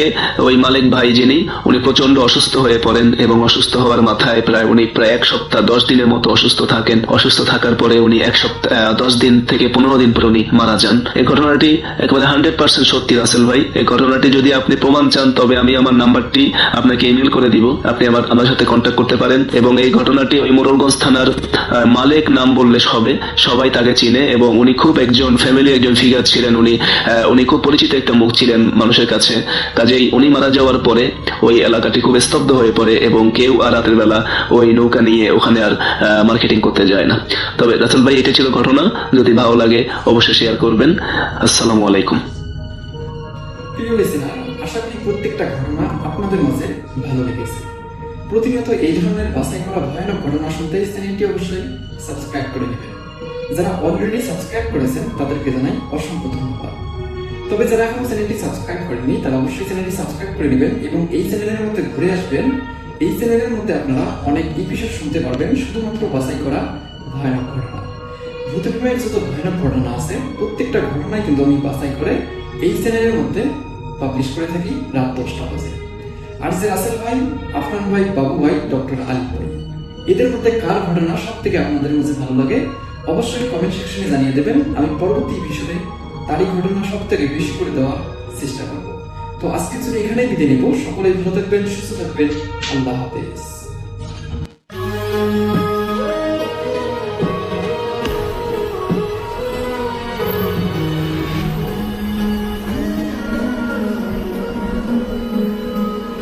আসসালামু আলাইকুম প্রিয় লিসনার্স, ধন্যবাদ জানাচ্ছি আরও একটি নতুন ভূতে প্রেমে। তো আমাদের আজকের গল্পটি অনেক বেশি ইম্পর্টেন্ট একটি গল্প, কারণ আজকের আমাদের এডিটর আমাদের জন্য একটি গল্প পাঠিয়েছে। তার গল্পটি কিন্তু সিলেক্টেড হয়েছে। তো আমি আশা করি আপনাদের আজকের গল্পটি ভালো লাগবে অন্য দিনের গল্পগুলোর থেকে। তো আর সময় নষ্ট না করে চলে যাচ্ছে আমাদের আজকের গল্পে। তিনি লিখছেন, বাংলার এক প্রান্তের গ্রামে একটি পুরনো শ্মশান ছিল। সবাই বলতো সেখানে রাত হলে এক ডাইনি বের হয়। গ্রামের মানুষ শ্মশানের পাশ দিয়ে গেলেই দূর থেকে শুনতে পায় ভৌতিক হাসি আর শিশুর কান্না। আপনারা তো সকলেই জানেন যে বাংলাদেশের গ্রাম অঞ্চলগুলোতে শ্মশানগুলো মূলত খালি জায়গায় হয়, ফাঁকা জায়গায় হয়। যেমন ধরেন যে ধান ক্ষেতের একদম ফাঁকা জায়গায়, তারপর হচ্ছে যেখানে ঘর বাড়ি নাই বা এরকম একটা জায়গায়। তো অনেক বছর আগে ওই গ্রামে এক গর্ভবতী নারীকে জাদুটোনা করার অভিযোগে পুড়িয়ে মারা হয়েছিল। বিশ্বাস করা হয় তার আত্মহত্যায় ডাইনি হয়ে ফিরে এসেছে সেই শ্মশান ঘাটে।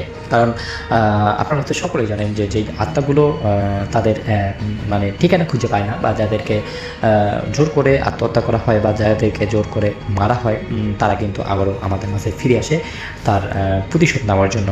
তো আসলে এই ঘটনাটি ঠিক সেমনই একটি গল্প। আমি ভাবতেছি এরকমই কিছু একটা হবে। তো চলেন সম্পূর্ণ গল্পটি শুনি, তাহলে হয়তো আপনারা বুঝতে পারবেন। এক রাতের ঘটনা। এক ঝড়ে রাতে গ্রামের 3 বন্ধু, রাহাত, শামীম আর করিম, সাহস পরীক্ষা করতে শ্মশানের ভিতরে চলে গেল। আপনারা তো সকলেই জানেন যে বন্ধু বান্ধবরা কিন্তু তারা বিভিন্ন সময় বিভিন্ন রকমের শাসন করেন বা বিভিন্ন রকমের কিন্তু তারা বাজি ধরে থাকেন। তো চাঁদের আলো স্নান হয়ে গেল, এমন চাঁদের আলো মিটমিটে পুরো পূর্ণিমার আলোর মতো হয়ে গেছে। বাতাসে শ্মশানের আগুন মিটমিট করে জ্বলছে। হঠাৎ এক পাশে ভাঙ্গা বট গাছের নিচ থেকে তারা দেখলো এক নারী বসে শিশুকে দোলাচ্ছে। হঠাৎ করে এরকম একটা দৃশ্য দেখে আসলে প্রথমজন যিনি ছিল তিনি কিন্তু ভয়ে একদম কম্পন হয়ে গেল, এবং পরবর্তী সময় কিন্তু সে সেন্সলেস হয়ে গেল। বাকি সব বন্ধুরা যারা ছিল তারা আসলে তাকে ভীতু হিসেবে ডাকলো, এবং তারা সে যে কথাগুলো বলতেছিল যে এখানে একটা মেয়ে ছিল বা এখানে একটা দোল খাওয়াচ্ছিল ছোটো বাচ্চাকে, সে কিন্তু এটা মানে বাকি যে বন্ধুরা ছিল এগুলো কিন্তু তারা কোনোভাবেই মানে কাছে নিচ্ছে না, বলতেছে এগুলো ভুয়া, আসলে এগুলো কিছু না। তারপর আসলো দ্বিতীয় বন্ধুর পালা।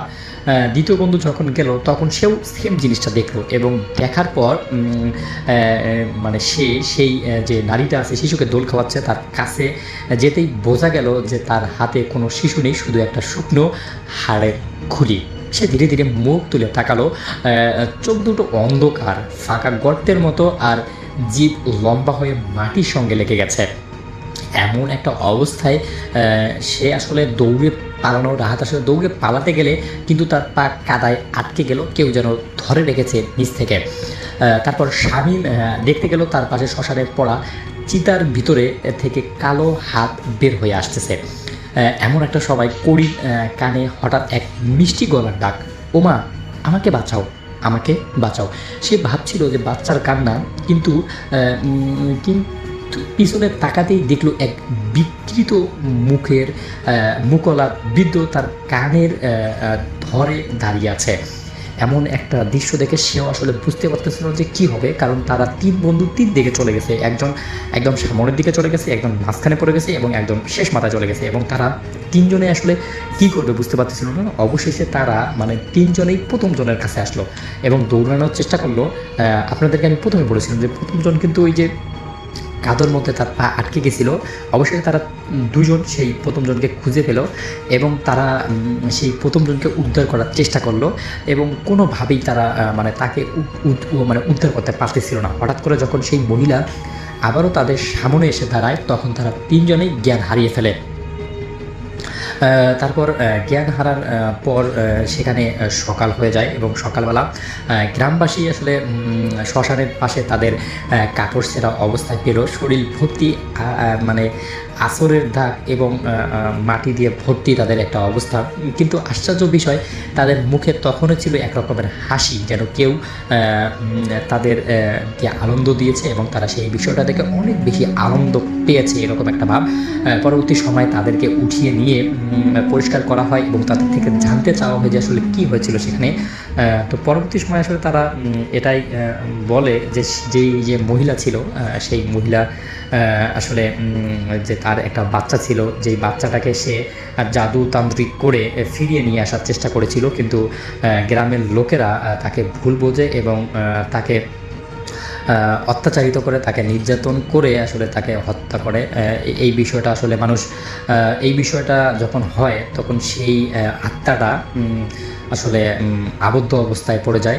সে কোনোভাবেই মানতে পারতেছিল না যে তার সন্তানকে রেখে সে আবার অন্য জায়গায় চলে গেছে বা অন্য জায়গায় গেছে। তো এই বিষয়টা নিয়ে সে আসলে অনেক বেশি আপসেট ছিল। পরবর্তী সময় সে আসলে আত্মা হয়ে ফিরে আসে। তো এরকম একটা কাহিনী যখন তারা রিয়েলাইজ করতে পারলো, সকালবেলা মানে বুঝতে পারলো যে এরকম একটা কাহিনী তাদের সঙ্গে হয়েছে, এই জন্যই কিন্তু তারা হাসতে থাকলো। এমন কথাই কিন্তু তারা এলাকাবাসীকে জানিয়েছে। কিন্তু এলাকাবাসী তাদের সাহস থেকে বেশ একটু অদ্ভুত হয়ে গেছিল, কারণ সেই শ্মশানে মানুষ দিনের বেলা যেতেই যেমন একটা ভয় পায়, কিন্তু তারা রাতের বেলা গিয়েছিল এবং পরে অবশেষে রাহাত করিমের বাবা মারা তাকে ভীষণভাবে গালাগালি করে এবং তাদেরকে তাবিজ করা হয়। তো গল্পটি ছিল এতটুকুই। কিন্তু শেষ পর্যায়ে একটা কথা বলেছে ভাই, সেই যে মহিলা ছিল সেই মহিলা শেষবেলা একটা কথা বলেছিল, আমি আমার সন্তানকে খুঁজে পেয়েছি। তো দর্শক, আসলে আমাদের আজকের গল্পটি আপনাদের কাছে কেমন লাগলো অবশ্যই কিন্তু আপনাদের মতামতগুলো জানাবেন, কারণ আপনাদের মতামতগুলো আমাদের কাছে অনেক গুরুত্বপূর্ণ। আমরা চাই আপনারা প্রতিনিয়ত আমাদের কাছে মতামত করেন, আপনাদের ইমেলগুলো আমাদের পাঠান। আপনাদের ভালো লাগার যেই গল্পগুলো আছে সেই গল্পগুলো আমরা সবাইকে জানিয়ে দিতে চাই। তো দর্শক, আজকের এপিসোডটি এতটুকুই। আবারও দেখা হবে নতুন কোনো এপিসোডে, কথা হবে, গল্প হবে। ততক্ষণ পর্যন্ত সবাই ভালো থাকুন, সুস্থ থাকুন। আল্লাহ হাফেজ।